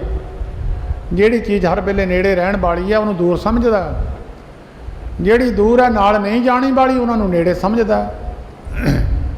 ਗੁਰੂ ਅਰਜਨ ਦੇਵ ਮਹਾਰਾਜ ਨੇ ਇਹ ਬਚਨ ਕੀਤਾ ਸੀ, ਕੋਈ ਜਾਣੇ ਕਵਨ ਇਹਾਂ ਜਗਮੀਤ, ਜਿਸ ਹੋਏ ਕਿਰਪਾਲ ਸੋਈ ਬਿਦ ਬੂਝੇ ਤਾਂ ਕਿ ਨਿਰਮਲ ਰੀਤ। ਪ੍ਰਭੂ ਦੇ ਨਾਮ ਨਾਲ ਜੁੜਨ ਦੀ ਤਕੀਦ ਕੀਤੀ ਹੈ। ਮਨ ਨੂੰ ਸ਼ਾਂਤ ਕਰਨ ਵਾਸਤੇ ਤਰੀਕਾ ਦੱਸਿਆ। ਪ੍ਰਭੂ ਦੇ ਨਾਮ ਨੂੰ ਅੰਦਰ ਜਗ੍ਹਾ ਦੇਈਏ। ਜਿਹਦੇ ਅੰਦਰ ਨਾਮ ਨਹੀਂ ਵੱਸਦਾ ਉਹਦੀ ਕੀ ਹਾਲਤ ਹੈ, ਜਿਹਦੇ ਅੰਦਰ ਨਾਮ ਵਾਸਾ ਕਰ ਗਿਆ ਉਹਦੀ ਕੀ ਹਾਲਤ ਹੈ। ਇਹ ਸਾਰੇ ਸ਼ਬਦ ਵਿੱਚ ਸਤਿਗੁਰੂ ਜੀ ਨੇ ਬਿਆਨ ਕਰਕੇ ਦੱਸਿਆ ਹੈ। ਆਸਾੜ ਸੁਹੰਦਾ, ਆਸਾੜ ਤਪੰਦਾ ਤਿਸ ਲੱਗੇ, ਹਰ ਨਾ ਹੋ ਨਾ ਜਿਨ੍ਹਾਂ ਪਾਸ। ਹਰੀ ਪਰਮੇਸ਼ਰ ਦਾ ਨਾਮ ਜਿਨ੍ਹਾਂ ਦੇ ਕੋਲ ਨਹੀਂ ਹੈ। ਜੇ 2 ਘੰਟੇ ਨਿਤਨੇਮ ਕੀਤਾ ਤੇ 22 ਘੰਟੇ ਸੰਸਾਰ ਨਾਲ ਜੁੜਿਆ ਰਿਹਾ। ਜੇ 4 ਘੰਟੇ ਪ੍ਰਭੂ ਦੀ ਸੇਵਾ ਕੀਤੀ ਹੈ, ਰੱਬ ਦਾ ਨਾਮ ਜਪਿਆ ਤੇ 20 ਘੰਟੇ ਸੰਸਾਰ ਦੇ ਨਾਲ ਰਿਹਾ। ਜਿੰਨਾ ਜ਼ਿਆਦਾ ਗਰਮ ਚੀਜ਼ ਦੇ ਨੇੜੇ ਰਹਿਣਾ ਤੇ ਗਰਮੀ ਆਏਗੀ, ਜਿੰਨਾ ਜ਼ਿਆਦਾ ਠੰਡ ਦੇ ਨੇੜੇ ਰਹੋਗੇ ਉਹਨਾਂ ਠੰਡ ਆਵੇਗੀ। ਪ੍ਰਭੂ ਦੇ ਨਾਮ ਦੇ ਨਾਲ ਜ਼ਿਆਦਾ ਸਮਾਂ ਰਹੇ ਤੇ ਸੰਸਾਰ ਨਾਲ ਥੋੜ੍ਹਾ ਸਮਾਂ ਰਹੇ। ਪ੍ਰਭੂ ਦੇ ਨਾਮ ਨਾਲ ਜੁੜਨ ਵਾਸਤੇ ਧਰਮਾਂ ਵਾਲਿਆਂ ਨੇ, ਮਹਾਂਪੁਰਸ਼ਾਂ ਨੇ, ਕਈਆਂ ਨੇ ਮਾਲਾ ਲਈ ਹੈ, ਕਈ ਕੋਈ ਤਰੀਕਾ ਵਰਤਦੇ ਆ, ਕੋਈ ਤਰੀਕਾ ਵਰਤਦੇ ਆ, ਕੋਈ ਗਿਣ ਕੇ ਚੱਲਦਾ ਵੀ ਮੈਂ ਇੰਨੇ ਕਰਨੇ ਆ। ਕੋਈ ਇੱਕ ਤਰੀਕਾ ਹੈ, ਰੱਬ ਦੇ ਨਾਲ ਜੁੜਨ ਦਾ ਤਰੀਕਾ ਹੈ। ਹਰ ਨਾ ਹੋ ਨਾ ਜਿਨ੍ਹਾਂ ਪਾਸ, ਜਿਨ੍ਹਾਂ ਦੇ ਅੰਦਰ ਪਰਮੇਸ਼ਰ ਦਾ ਨਾਮ ਨਹੀਂ, ਉਹਨਾਂ ਦੇ ਹਿਰਦੇ ਤਪਦੇ ਹਨ। ਉਹਨਾਂ ਨੂੰ ਸ਼ਾਂਤ ਕਰਨ ਵਾਸਤੇ, ਪ੍ਰਭੂ ਦੇ ਨਾਲ ਜੁੜਨ ਵਾਸਤੇ ਸਤਿਗੁਰੂ ਜੀ ਨੇ ਹਦਾਇਤ ਕੀਤੀ ਹੈ। ਜਗ ਜੀਵਨ ਪੁਰਖ ਤਿਆਗ ਕੇ, ਮਾਨਸ ਸੰਧੀ ਆਸ। ਉਹਨਾਂ ਦੀ ਨਿਸ਼ਾਨੀ ਹੈ। ਕਿਸੇ ਨੂੰ ਭੈਣ ਦਾ ਆਸਰਾ, ਕਿਸੇ ਨੂੰ ਭਰਾ ਦਾ ਆਸਰਾ, ਕਿਸੇ ਨੂੰ ਜ਼ਮੀਨ ਦਾ ਆਸਰਾ, ਕਿਸੇ ਦੇ ਪੈਸੇ ਜਮ੍ਹਾਂ ਬੈਂਕ ਵਿੱਚ ਪਏ ਆ ਉਹਨਾਂ ਦਾ ਆਸਰਾ। ਜਦੋਂ ਮਨੁੱਖ ਮੰਜੇ 'ਤੇ ਲੰਮਾ ਪੈ ਜਾਵੇ, ਕਰੋੜਾਂ ਰੁਪਈਆਂ ਦੀ ਢੇਰੀ ਲਾ ਦਿਓ ਸਾਈਡਾਂ 'ਤੇ, ਮਨੁੱਖ ਨੂੰ ਕਹੋ ਵੀ ਇੰਨੇ ਪੈਸੇ ਤੇਰੇ ਜਮ੍ਹਾਂ, ਉਹਦੀ ਆਤਮਾ ਸ਼ਾਂਤ ਹੋ ਜਾਵੇਗੀ। ਉਸ ਮਨੁੱਖ ਨੂੰ ਕਹੇ ਤੇਰਾ 200 ਕਿੱਲਾ ਜ਼ਮੀਨ ਦਾ, ਉਹ ਮਨੁੱਖ ਸ਼ਾਂਤ ਨਹੀਂ ਕਦੀ ਵੀ ਹੋ ਸਕਦਾ। ਜੇ ਭਾਵੇਂ ਰਾਜਾ ਵੀ ਹੋਵੇ, ਮੰਜੇ 'ਤੇ ਪਿਆ ਹੋਵੇ, ਉਹਦਾ ਹੁਕਮ ਵੀ ਚੱਲਦਾ ਹੋਵੇ, ਮੰਜੇ 'ਤੇ ਪਿਆ ਹੋਵੇ, ਉਹਨੂੰ ਕੁਛ ਨਹੀਂ ਚੰਗਾ ਲੱਗਦਾ। ਕਦੀ ਕਿਸੇ ਨੇ ਕਿਹਾ ਨਹੀਂ ਮੰਜੇ 'ਤੇ ਮੰਦਾ ਪਿਆ ਹੋਵੇ ਵੀ ਇਹਨੂੰ ਦੱਸੋ ਵੀ ਇਹਦੀ ਇੰਨੀ ਜ਼ਮੀਨ ਹੈ, ਇਹਨੂੰ ਦੱਸੋ ਵੀ ਇਹਦੇ ਰਾਜ ਦੀ ਹੱਦ ਇੱਥੋਂ ਲੈ ਕੇ ਇੱਥੇ ਤੱਕ ਹੈ। ਉਹਨੂੰ ਸਾਰੇ ਕਹਿੰਦੇ ਭਾਈ ਇਹਨੂੰ ਗੀਤਾ ਸੁਣਾਓ, ਕੋਈ ਕਹਿੰਦਾ ਸੁਖਮਨੀ ਸਾਹਿਬ ਦਾ ਪਾਠ ਸੁਣਾਓ, ਕੋਈ ਕਹਿੰਦਾ ਇਹਦੇ ਹੱਥੋਂ ਦਾਨ ਕਰਾਓ। ਉਹਨਾਂ ਨੂੰ ਪਤਾ ਵੀ ਇਹ ਚੀਜ਼ਾਂ ਇਹਨੇ ਕੀਤੀਆਂ ਨਹੀਂ ਸੀ, ਇਹ ਚੀਜ਼ਾਂ ਇਹਦੇ ਕੋਲੋਂ ਕਰਾ ਦਿਓ ਤਾਂ ਇਹਨੂੰ ਕੁਛ ਨਾ ਕੁਛ ਭਲਾ ਹੋ ਜਾਊਗਾ। ਜੇ ਭਲਾ ਨਹੀਂ ਗੁਰਮੁਖੋ ਨਾ ਹੁੰਦਾ ਹੋਵੇ ਤਾਂ ਸੰਸਾਰ ਦੇ ਲੋਕੀ ਦਾਨ ਪੁੰਨ ਕਿਉਂ ਕਰਨ? ਪੁੰਨ ਕਰਮ ਕਰਨਗੇ, ਆਪਣਾ ਪੁੰਨ ਬੀਜ ਲੈਣਗੇ। ਕੋਈ ਦਾਨ ਪੁੰਨ ਕਰਦਾ ਅਗਲੇ ਜਨਮ ਵਾਸਤੇ ਵੱਧ ਜਾਂਦਾ। ਬੜੇ ਗੁਰਮੁਖ ਪਿਆਰੇ ਸੰਸਾਰ ਦੇ ਅੰਦਰ ਬੜੇ ਲੋਕਾਂ ਨੇ ਸੇਧ ਦਿੱਤੀ ਹੈ। ਇੱਕ ਸਾਡੇ ਨਗਰ ਦੇ ਮਹਾਂਪੁਰਖ ਗੁਰਮੁਖ ਸਨ, ਉਹਨਾਂ ਨੇ ਇੱਕ ਬਚਨ ਸੁਣਾਇਆ, ਮੈਂ ਦਾਸ ਸਾਰੀ ਸੰਗਤ ਨਾਲ ਸਾਂਝਾ ਕਰਦਾ। ਉਹ ਇੱਕ ਅੱਡੇ ਵਿੱਚ ਬੈਠੇ ਸਨ ਬੱਸ 'ਤੇ ਚੜ੍ਹਨ ਵਾਸਤੇ, ਬੱਸ ਨੂੰ ਉਡੀਕਦੇ ਸੀ ਤੇ ਗੁਰਮੁਖ ਸਨ, ਨਾਮ ਜਪਣ ਵਾਲੇ ਸਨ, ਬਹੁਤਾ ਗੁਰਬਾਣੀ ਨਾਲ ਪ੍ਰੇਮ ਕਰਦੇ ਹੁੰਦੇ ਸਨ। ਅਖੰਡ ਸਹਿਜ ਪਾਠ ਰੱਖ ਛੱਡਣਾ ਤੇ ਬਾਣੀ ਪੜ੍ਹੀ ਜਾਣੀ ਤੇ ਗੁਰੂ ਨਾਲ ਪ੍ਰੇਮ ਰੱਖਣਾ। ਉਹ ਵੱਡੇ ਤੇ ਬੱਸ ਉਡੀਕਦੇ ਸੀ ਤੇ 2-4 ਸਰੀਰ ਹੋਰ ਵੀ ਬੈਠੇ ਸੀ। एक उन्होंने नाल एक मोना बंदा सी, उन्हें चादर लाई हुई सी, पहरावा मोनिया वाला ही सी, सारा कुछ, दाढ़ी कट्टी हुई सी। वो भी बंदा बस उड़ीकदा सी, वो भी नाले ही बैठा सी अड्डे ते। बैठिया बैठिया वो कहन लगे सानू एक मिलने वाला प्रेमी आया, तो उठ के असीं उहनूं मिले। तो कहते मिलन दे नाल कई बारी कई गुरमुखां दी सुभाअ बनिया होया, जदों किसी नूं मिलदे आ गुरबाणी दा प्रमाण दे दिंदे आ, आए मिल गुरसिख आए मिल मेरे गुरु के प्यारे। बहुत सा कई ऐसिया पंक्तियां ने गुरमुख प्यारियां नूं जिन्हां नूं याद है, वो गुरमुख प्यारे पंक्ति गुरु दी बोल दिंदे आ। उन्होंने गुरु ग्रंथ साहिब जी के विचों सुखमनी साहिब जी की एक पंक्ति बोल के उन्होंने मिले बड़े प्रेम नाल। वो जिहड़ा कोल बैठा मोना बंदा सी, वो सारी अष्टपदी सुखमनी साहिब जी की सारी पढ़ गया जवानी।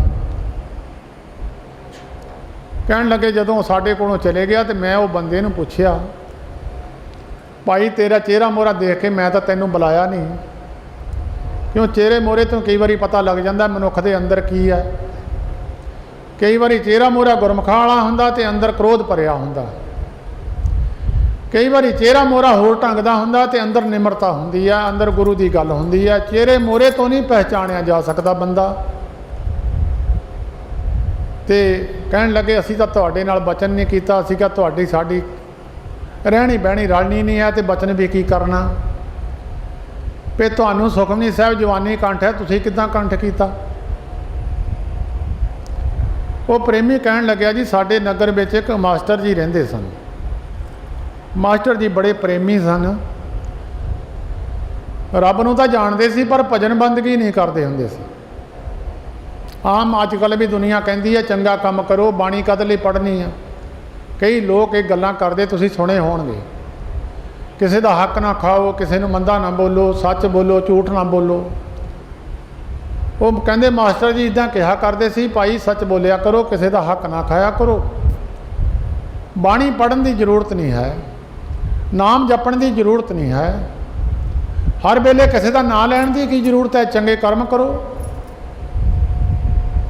कहते करदियां करदियां समा बीत गया, मास्टर जी चढ़ाई कर गए। कहते मैं भी बिच्चे बैठा सी, सारे नगर के लोग बैठे सी, मास्टर जी वास्ते अर्थी तैयार करके रखी हुई सी, और वो मास्टर जी नूं अर्थी ते पा के कहते असीं लैके जाना सी बाहर शमशान नूं।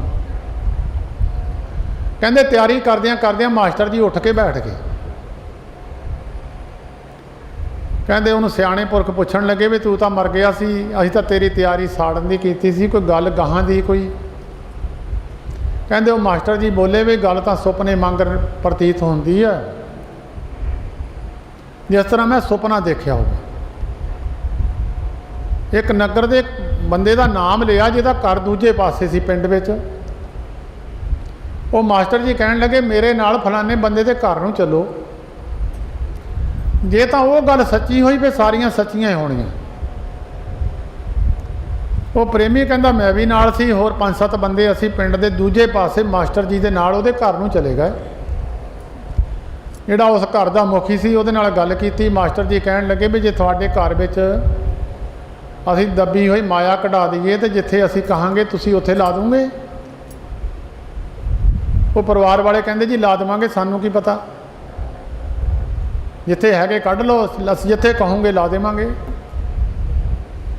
कहते वो मास्टर जी घूमे इदा घूमद्या घूमद्या पशुओं की खुरली सी, उहदे विच एक निशानी देख के मास्टर जी कहन लगे इत्थों को पट्टो तां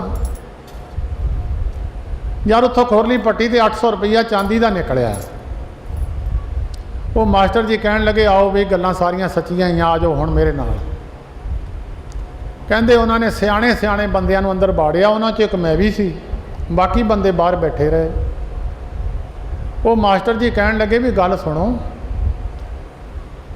मेरे नाल इदां बीती है, मैं जो धर्मराज दे गया तो धर्मराज ने मैनू ना तो कुटिया ना मारिया, ना कोई झिड़का दबका, कुछ नहीं मारिया। धर्मराज कहन लग्या तेरा माड़ा कर्म तो कोई तो कीता नहीं है, पर मैं तैनू मुक्त नहीं कर सकता, नाम तो बिना मुक्ति मिलनी नहीं है। ये मुक्ति नाम दे नाल ही मिलती है। जिन्हां पुरशों ने नाम जपिया हुंदा वो पुरश उन्हां अहुदियां ते पहुँचते हैं, वो पढ़ाई करनी पैंदी है। मुक्त नाम तो बिना रिद सिद्ध नामे की दासी, ਰਿੱਧੀਆਂ ਸਿੱਧੀਆਂ ਨਾਮ ਦੀਆਂ ਦਾਸੀਆਂ। ਮੁਕਤੀ ਵੀ ਨਾਮ ਦੀ ਦਾਸੀ ਹੈ। ਨਾਮ ਤੋਂ ਬਿਨਾਂ ਮੈਂ ਤੈਨੂੰ ਮੁਕਤ ਨਹੀਂ ਕਰ ਸਕਦਾ। ਕਹਿੰਦੇ ਮਾਸਟਰ ਕਹਿਣ ਲੱਗਾ, ਮੈਂ ਕਿਹਾ ਜੀ ਮੈਨੂੰ ਤਾਂ ਪਤਾ ਨਹੀਂ ਸੀ, ਮੈਂ ਕਿਹਾ ਨਾਮ ਜਪਣ ਦੀ ਜ਼ਰੂਰਤ ਨਹੀਂ ਹੈ। ਧਰਮ ਰਾਜਾ ਕਹਿਣ ਲੱਗਾ, ਜੇ ਤੂੰ ਨਾਮ ਜਪਣਾ ਤੇ ਮੇਰੇ ਕੋਲ ਇੱਕ ਅਥਾਰਟੀ ਹੈ, ਮੈਂ 10 ਸਾਲ ਉਮਰ ਮੈਂ ਦੇ ਸਕਦਾ, ਪਰਮੇਸ਼ਰ ਵੱਲੋਂ ਮੈਨੂੰ ਅਥਾਰਟੀ ਹੈ। ਜੇ ਤੂੰ ਨਾਮ ਜਪਣਾ ਮੈਂ ਤੈਨੂੰ 10 ਸਾਲ ਹੋਰ ਦੇ ਦੇਣਾ। ਕਹਿਣ ਲੱਗਾ ਜੀ ਦੇ ਦਿਓ। ਕਹਿੰਦੇ ਚੰਗਾ ਚੱਲ ਫਿਰ, ਤੇਰਾ ਸਰੀਰ ਨਾ ਸਾੜ ਦੇਣ।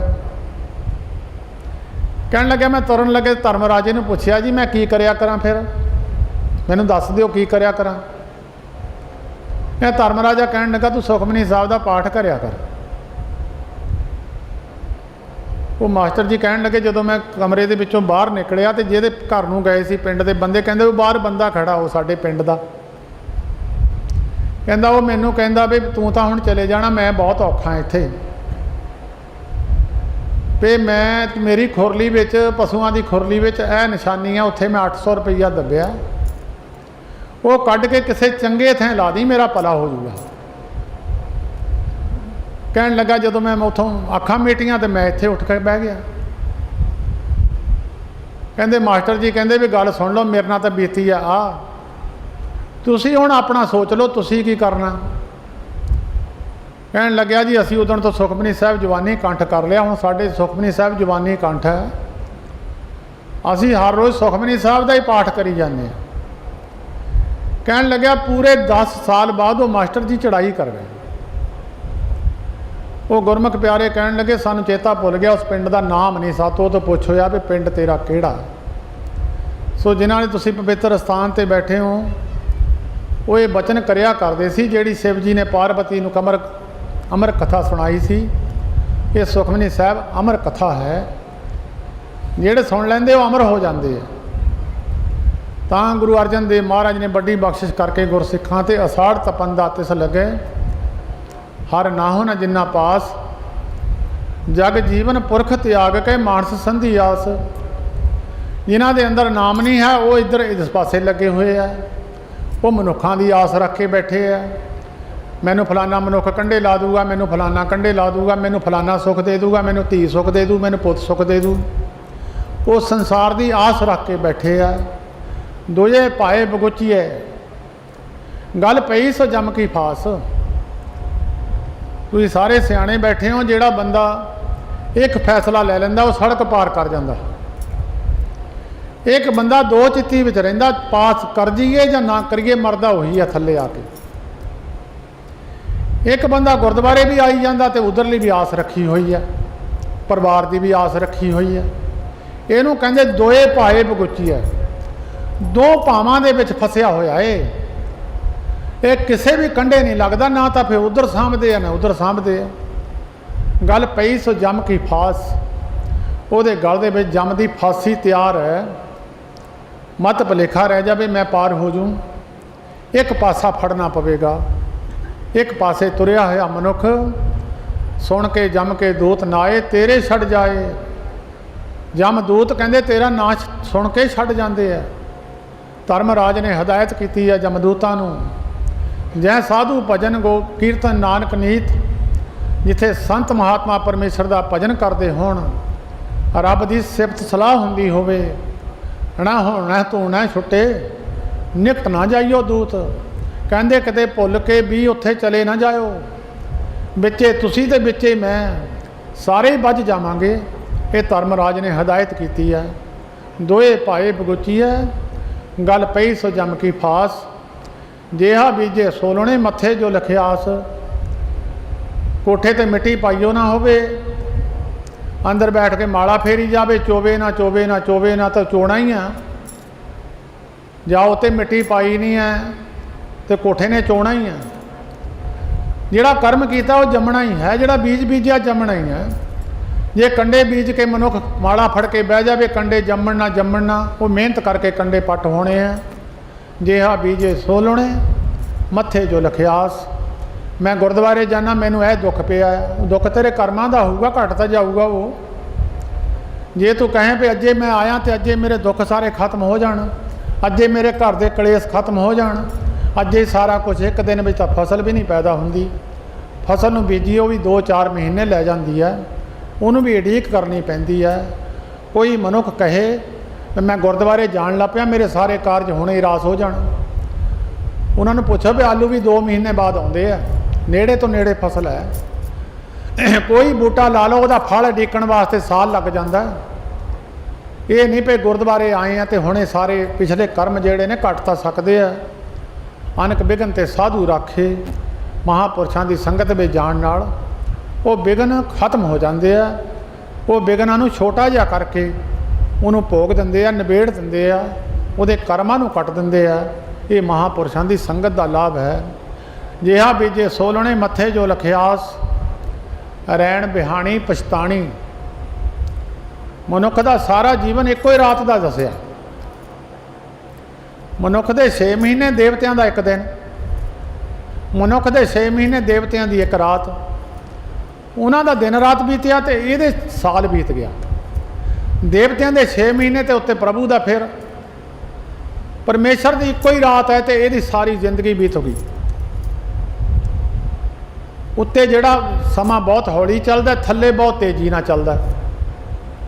ਮਹਾਂਪੁਰਸ਼ ਦੱਸਦੇ ਹੁੰਦੇ ਸੀ, ਕਹਿੰਦੇ ਇੱਕ ਰਾਜਾ ਗਿਆ ਪਰਲੋਕ ਦੇ ਵਿੱਚ ਆਪਣੇ ਬਜ਼ੁਰਗਾਂ ਨੂੰ ਮਿਲਣ ਵਾਸਤੇ। ਉੱਥੇ ਪਰਲੋਕ ਵਿੱਚ ਉਹਦੇ ਕੋਲ ਕਿਸੇ ਮਹਾਂਪੁਰਸ਼ ਨੇ ਕਿਰਪਾ ਕਰ ਦਿੱਤੀ, ਉਹ ਪਰਲੋਕ ਵਿੱਚ ਚਲਿਆ ਗਿਆ। ਉੱਥੇ ਬਜ਼ੁਰਗਾਂ ਨੂੰ ਮਿਲਣਾ ਸੀ, ਜਿਹੜੇ ਉਹਦੇ ਪੁਰਾਣੇ ਬਜ਼ੁਰਗ ਸੀ। ਬੈਠ ਕੇ ਸੁੱਖ ਸ਼ਾਂਤੀ ਪੁੱਛੀ, ਮਾੜਾ ਮੋਟਾ 10 ਕੁ ਮਿੰਟ ਬੈਠਿਆ ਤਾਂ ਕਹਿੰਦਾ ਜੀ ਆਗਿਆ ਬਖਸ਼ੋ। ਉਹ ਬਜ਼ੁਰਗ ਪੁੱਛਣ ਲੱਗੇ ਕਿੱਥੇ ਨੂੰ ਜਾਣਾ? ਕਹਿੰਦਾ ਜੀ ਵਾਪਸ। ਕਹਿੰਦੇ ਤੇਰੀ 7ਵੀਂ ਪੀੜ੍ਹੀ ਚੱਲਦੀ ਆ ਪਿੱਛੇ, ਤੇਰੀ ਪਿੱਛੇ 7ਵੀਂ ਪੀੜ੍ਹੀ ਚੱਲਦੀ ਆ, ਤੈਨੂੰ ਪਛਾਣਨਾ ਕਿਸੇ ਨੇ ਨਹੀਂ ਆ। ਉੱਥੇ ਇੰਨੀ ਹੌਲੀ ਚੱਲਦਾ, ਥੱਲੇ ਕਿੰਨੀ ਤੇਜ਼ ਚੱਲਦਾ। ਸੰਤ ਬਾਬਾ ਕਲਿਆਣ ਦਾਸ ਜੀ ਬਚਨ ਸਾਨੂੰ ਸੁਣਾਉਂਦੇ ਸੀ। ਕਹਿੰਦੇ ਬੈਠਿਆਂ ਬੈਠਿਆਂ ਇੱਦਾਂ 2 ਜਾਣੇ ਬੈਠੇ ਸੀ। ਕਹਿੰਦੇ ਇੱਦਾਂ ਕੌਲੀ ਦੂਏ ਬੰਦੇ ਤੋਂ ਫੜਨੀ ਸੀ ਤੇ ਮੈਂ ਫੜਨੀ ਸੀ ਤੇ ਦੂਜੇ ਨੇ ਫੜਾਉਣੀ ਸੀ। ਇੰਨਾ ਕੁ ਫਰਕ ਸੀ। ਕਹਿੰਦੇ ਇੰਨੀ ਕੁ ਦੂਰੋਂ ਕੌਲੀ ਇੱਥੇ ਲਿਆਉਣੀ ਸੀ। ਕਹਿੰਦੇ 20 ਦਿਨ ਲੱਗੇ ਉਹਨੂੰ,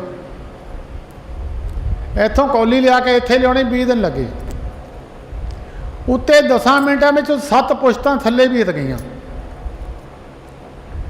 ਪਰਮੇਸ਼ਰ ਦੀ ਇੱਕੋ ਹੀ ਰਾਤ ਹੈ, ਇਹਦੇ ਜੀਵਨ ਬਦਲ ਗਏ ਜੋ ਕਿੰਨੇ ਸਾਲਾਂ ਹੀ ਬੀਤ ਗਏ। ਗੁਰੂ ਗ੍ਰੰਥ ਸਾਹਿਬ ਵਿੱਚ ਲਿਖਿਆ, ਏਕ ਰੈਣ ਕੇ ਪਹੁਣ ਤੁਮ ਆਏ, ਬਹੁ ਜੁਗ ਆਸ ਵਧਾਏ।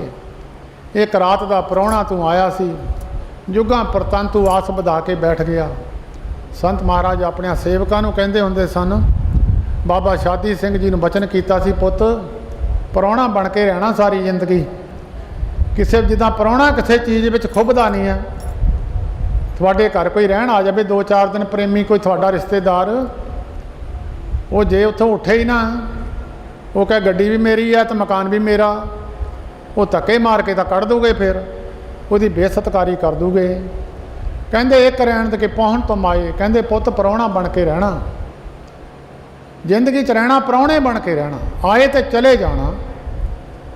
ਜਿਨ੍ਹਾਂ ਦੇ ਅਸਥਾਨ 'ਤੇ ਤੁਸੀਂ ਬੈਠੇ ਹੋ, ਬਾਬਾ ਜਨਕ ਸਿੰਘ ਜੀ ਨੇ ਕਿਹਾ ਮਹਾਰਾਜ ਜ਼ਮੀਨ ਮਿਲਦੀ ਆ ਲੈ ਲਈਏ। ਕਹਿੰਦੇ ਪੁੱਤ ਅਸੀਂ ਇੱਥੇ ਕਿਤੇ ਰਹਿਣਾ, ਅਸੀਂ ਕਿਹੜਾ ਰਹਿਣਾ, ਅਸੀਂ ਜ਼ਮੀਨਾਂ ਕੀ ਕਰਨੀਆਂ, ਅਸੀਂ ਚਲੇ ਜਾਣਾ। ਜਿਨੇ ਚੱਲਣ ਜਾਣਿਆ ਸੇ ਕਿਉਂ ਕਰੇ ਬਥਾਰ, ਚੱਲਣ ਸਾਰ ਨਾ ਜਾਣੀ ਕਾਜ ਸਵਾਰਨ ਹਾਰ। ਉੱਤੋਂ ਛਿਨ ਭਰ ਲਈ ਮਹਾਂਪੁਰਸ਼ ਭੇਜੇ ਆ ਤੇ ਛਿਨ ਵਿੱਚੇ ਚਲੇ ਗਏ। ਉਹ ਇੱਥੇ ਸਾਲਾਂ ਦੇ ਸਾਲ ਬਤੀਤ ਹੋ ਗਏ ਉਹਨਾਂ ਦੇ।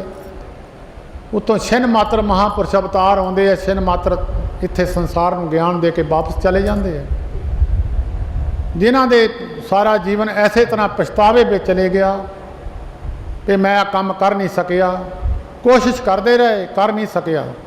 ਰਹਿਣ ਬਿਹਾਣੀ, ਰਾਤ ਬੀਤ ਗਈ ਪਛਤਾਣੀ, ਸਵੇਰ ਨੂੰ ਉੱਠ ਕੇ ਪਛਤਾਵਾ ਹੋਇਆ। ਬਹੁਤ ਲੋਕ 2 ਵਜੇ ਉੱਠ ਕੇ ਬੰਦਗੀ ਕਰਨ ਲੱਗੇ, ਇੱਕ ਸੁੱਤਾ ਹੀ ਰਿਹਾ, ਸਵੇਰ ਨੂੰ 9 ਵਜੇ ਉੱਠਿਆ। ਕਈਆਂ ਨੇ ਗਾਤਰੇ ਪਾਏ, ਉਹ 9 ਵਜੇ ਉੱਠਦੇ, ਸਵੇਰ ਨੂੰ ਨਹਾਉਂਦੇ ਹੀ ਨਹੀਂ ਆ। ਬਾਹਰਲੇ ਮੁਲਕਾਂ ਤੋਂ ਕਈ ਆਉਂਦੇ ਆ, ਉੱਪਰ ਦੀ ਗਾਤਰਾ ਤੇ ਬੰਨੇ ਉੱਪਰ ਕੁੱਲੇ ਬੰਨ੍ਹ ਕੇ, ਤਾਂ ਸਵੇਰ ਨੂੰ ਉੱਠਣਾ ਹੀ ਨਹੀਂ, ਉਹਨਾਂ ਨੇ ਨਹਾਉਣਾ ਵੀ ਨਹੀਂ ਆ। ਇਹਨੂੰ ਕਹਿੰਦੇ ਰਹਿਣ ਬਿਹਾਣੀ ਪਛਤਾਣੀ।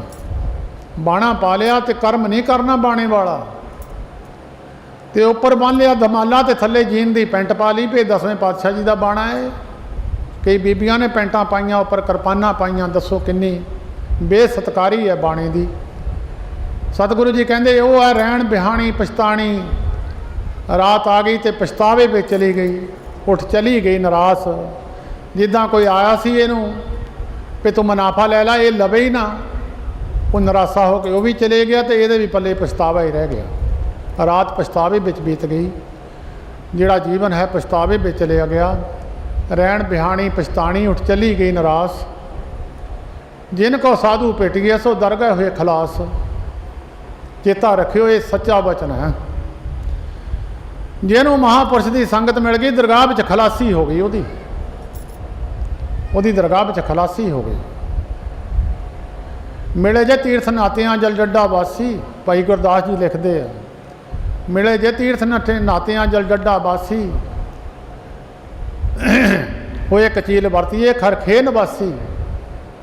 ਜੇ ਕਹੇ ਮੈਂ ਮੈਲੇ ਕੱਪੜੇ ਪਾਉਣੇ ਆ ਤਾਂ ਕਹਿੰਦੇ ਫਿਰ ਗਧੇ ਆ ਉੱਥੇ ਢੇਰਾਂ ਵਿੱਚ ਲਿਟਦੇ ਆ। ਬਾਲ ਵਧਾਏ ਜੇ ਮਿਲੇ ਬੜ ਜਾਣਾ ਪਲਾਸੀ। ਜੇ ਕਹੇ ਬਹੁਤ ਲੰਮੇ ਬਾਲ ਕਰਕੇ ਰੱਬ ਦੀ ਪ੍ਰਾਪਤੀ ਹੈ ਤਾਂ ਕਹਿੰਦੇ ਬੋੜ ਦੀਆਂ ਬੜੀਆਂ ਲੰਮੀ ਜੜ੍ਹਾਂ ਹੁੰਦੀਆਂ। ਗੁਰ ਬਿਨ ਮੁਕਤ ਨਾ ਹੋ ਗਈ, ਗੁਰ ਮਿਲੇ ਖਲਾਸੀ। ਗੁਰੂ ਤੋਂ ਬਿਨਾਂ ਖਲਾਸੀ ਹੁੰਦੀ ਨਹੀਂ। ਜਿਨ ਕੋ ਸਾਧੂ ਭਿਟ ਗਿਆ ਸੋ ਦਰਗਾਹ ਹੋਏ ਖਲਾਸ।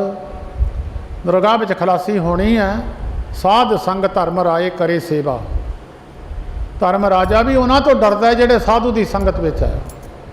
ਉਹਨੂੰ ਪਤਾ ਵੀ ਇਹਨਾਂ ਦੀ ਉੱਪਰ ਵਾਲਿਆਂ ਨਾਲ ਉਹਨਾਂ ਦੇ ਨਾਲ ਬਣੀ ਹੋਈ ਹੈ। ਸੰਤ ਮਹਾਰਾਜ ਕਈ ਵਾਰੀ ਬਚਨ ਕਰਿਆ ਕਰਦੇ ਸਨ। ਇੱਕ ਵਾਰੀ ਕਿਸੇ ਨੇ ਬਚਨ ਕੀਤਾ, ਮਹਾਰਾਜ ਧਰਮ ਰਾਜਾ ਹੇਰਾ ਫੇਰੀ ਕਰ ਸਕਦਾ ਕਿਸੇ ਨਾਲ?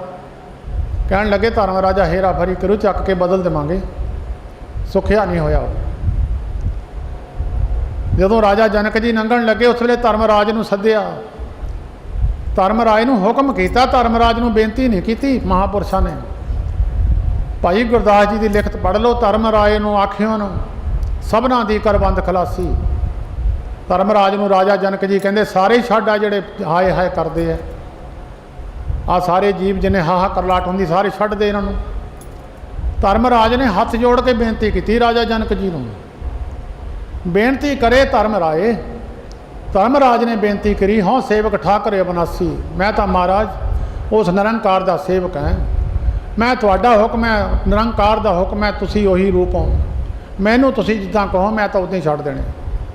ਤੁਹਾਡਾ ਹੁਕਮ ਚਾਹੀਦਾ। ਨਿਰੰਕਾਰ ਜੀ ਨੂੰ ਕਿਹਾ, ਮਹਾਰਾਜ ਇੱਕ ਮਹਾਂਪੁਰਸ਼ ਛੱਡ ਗਏ ਰਸਤੇ ਵਿੱਚ, ਉਹ ਕਹਿੰਦੇ ਸਾਰੇ ਨਰਕਾਂ ਦੇ ਕੁੰਡ ਖਾਲੀ ਕਰੋ।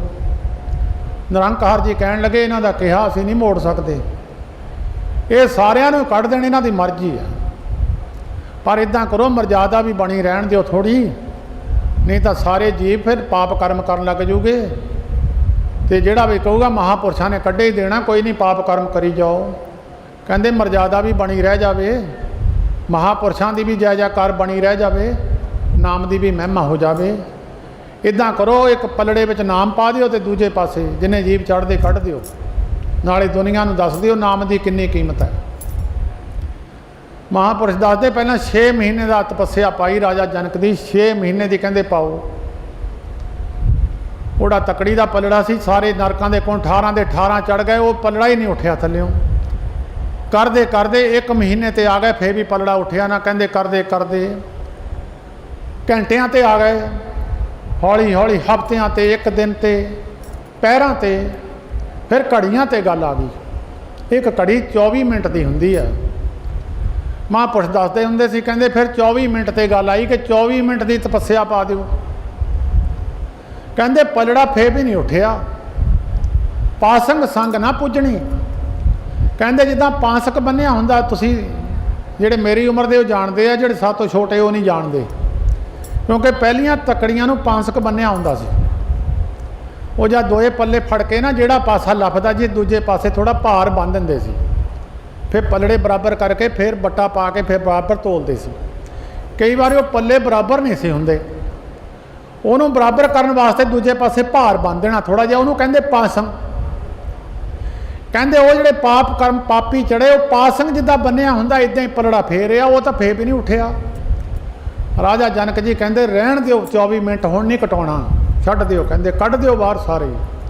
सारे पापी धर्मराज नूं हुक्म करके कढ़ दिते। तां सतगुरु जी कहते, गुरु अर्जन देव महाराज कहते, जिन को साधु भेटी है, जिन्होंने साधु महापुरख मिल गए, बंदगी बान पुरखां दा संगत हो गई, नाम जपण वाले गुरमुखां दी संगत हो गई, प्रवान पुरखां दी संगत हो गई, गुरु नानक दे चरनां नाल जुड़े हुए पुरखां दी संगत हो गई, सो दरगाह होए खलास। उन्होंने दरगाह विच कोई अरे रे दरगाह कहे ना को, आओ बैठा दर सुभ दिओ। सारे कहणगे महाराज इत्थे आके बैठो, ये बड़ियां दे बंदे आ, ये गुरु नानक दे बंदे आ, ये गुरु नानक नाल जुड़े हुए है। जिनको साधु भेटी है सो दरगाह होए खलास। कर किरपा प्रभ अपनी तेरे दर्शन होए प्यास। सच्चे पातशाह कृपा करो, थोड़े दर्शनां दी प्यास लग जावे। ये प्यास संसारी सुखां दी लगी हुई है, थोड़े दर्शनां दी प्यास लगी हुई है। तेरे दर्शन होए प्यास आस, तेरे दर्शन होए प्यास, प्रभ तुद बिन दूजा को नहीं, नानक की अरदास। सच्चे पातशाह तुहाडे तो बिना दूजा कोई नहीं है, ये साडी एक अरदास है तुहाडे सामने। तुहाडे तो बिना संसार में दूजी पावर नहीं है। एक तो हुंदा ना एक कोई होर बराबर की ताकत होवे, कहंदे तुहाडे तो बिना दूजी कोई ताकत नहीं है। एक वो अंकार, एक तो ही सारा पसारा होया, सारी सृष्टि एक तो ही पैदा हुई है। वेद पुराण सिमरत अर शास्त्र इन पढ़िया मुक्त ना होई। एक अखर जो गुरमुख जापे तिन भी निर्मल सोई। एक अखर जिन्हें गुरमुखां की संगत करके जिन्होंने अखर नूं जपना किया है, वेद जिन्होंने वेद पढ़े सिमरत पढ़े, कहते इन पढ़िया मुक्त ना होई। जे पढ़ के छड़ दिता मुक्ति कित्थों हो जानी है, उहदे ते चलना तो है ही नहीं। वेद सिमरत वेद पुराण पकारन पोथियां, नाम बिना सब कूड़ गाली होशियां। नाम निधान अपार भगतां मन बसे, जन्म मरण मोह दुख साधु संग नसे। जन्म का मरण का मोह का दुख साधु की संगत तो खत्म हो जाऊगा। मोह बाद हंकार सरपन हो रुनिया, सुख ना पाइन मूल नाम बिछोनिया। जे कोई कहे नाम जप के सुख हो, नाम जपे तो बिना सुख हो जाऊ, सुखी नहीं होवेगा। मेरी मेरी तार बंधन बंधिया, नरक सुरग अवतार माया तंदिया।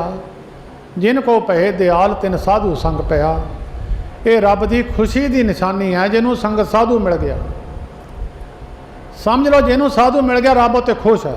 जिनको पहे दयाल तिन साधु संग पया। चौथे पातशाह गुरु रामदास महाराज लिखते हैं, जिसनों दयाल होए मेरा स्वामी, तिस गुर सिख गुरु उपदेश सुनावे। जिन्हों परमेश्वर दयाल होया उन्होंने गुरु पे उपदेश दिन पे यह काम करया कर। वो जे काम कर जाए सिरे लग जूगा। जब ते दर्शन भेटे साधु भले दिवस आए। यार अंदर लालसा लग जाए साधुआं दे दर्शन करिए। यार मन अंदर लालसा पैदा हो जाए, अंदर भावना बन जाए, चलो फलाने थे बई महापुरुष नूं मत्था टेक के आइए, दर्शन करे आइए। कहते चंगे दिनों की निशानी है, गुरबाणी लिखती है ये चंगे दिनों की निशानी है। जब ते दर्शन भेटे साधु भले दिवस आए। प्रभ तुद बिन दूजा ने को नहीं, नानक की अरदास। आषाढ़ सुहंदा तिस लगे, जिस मन हर चरण निवास। हाड़ का महीना उन्होंने सोभनीक है, जिन्हों का प्रभु के चरणों में निवास है। प्रभु के चरण की ने चेता रखिया करो भाई, तुसी अपने सवास नूं ध्यान में रखिया करो।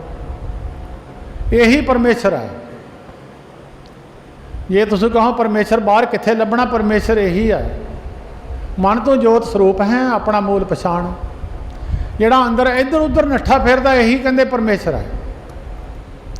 इहनूं कहंदे शब्द नाल जोड़दे, अंदर ही परमेश्वर बैठा उत्थे ही प्रगट हो जाता। आषाढ़ सुहंदा तिस लगे, जिस मन हर चरण निवास। जिन्हां दे मन के अंदर प्रभु के चरणों का वासा हो गया, जिहड़े हर वेले प्रभु नूं चेते रखते हैं। ये नहीं कि बंदा घूमदा भीड़ में चेते भुल गया रब नूं। कदी माँ भुलदी आ मुंडे नूं, मेला जिन्ना मर्जी होवे, एक नाल मुंडा होवे उहदी उंगली छुट जाए, माँ चेता भुला दिंदी मुंडे दा। माँ चेते रखदी मेरा मुंडा गया कित्थे है। ਜੇ ਉਹ ਨੇੜੇ ਤੇੜੇ ਵੀ ਉਹਨੂੰ ਧਿਆਨ 'ਚ ਰੱਖਦੀ ਹੈ। ਜੇ ਮਾਂ ਨਹੀਂ ਭੁੱਲਦੀ ਤਾਂ ਪ੍ਰਭੂ ਵੀ ਨਹੀਂ ਭੁੱਲਦਾ। ਜਿਹੜੇ ਰੱਬ ਨਾਲ ਜੁੜੇ ਹੋਏ ਉਹ ਵੀ ਨਹੀਂ ਭੁੱਲਦੇ।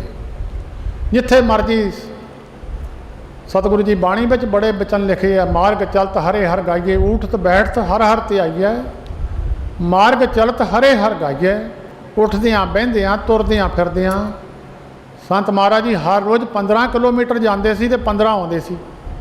ਇੱਥੋਂ ਜੈਨ ਤਕਰੀਬਨ 15 ਕਿਲੋਮੀਟਰ ਪੈਂਦਾ। 15 ਕਿਲੋਮੀਟਰ ਨਾਮ ਜਪਦਿਆਂ ਨੇ ਜਾਣਾ, 15 ਕਿਲੋਮੀਟਰ ਆਉਣਾ।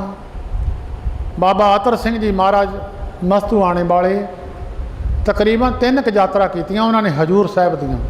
ਪੈਦਲ ਤੁਰ ਕੇ ਜਾਣਾ, ਪੈਦਲ ਤੁਰ ਕੇ ਆਉਣਾ, ਸਾਰਾ ਪੈਦਲ ਤੁਰ ਕੇ ਨਾਮ ਜਪਦਿਆਂ ਨੇ ਜਾਣਾ ਅਤੇ ਜਪਦਿਆਂ ਨੇ ਆਉਣਾ।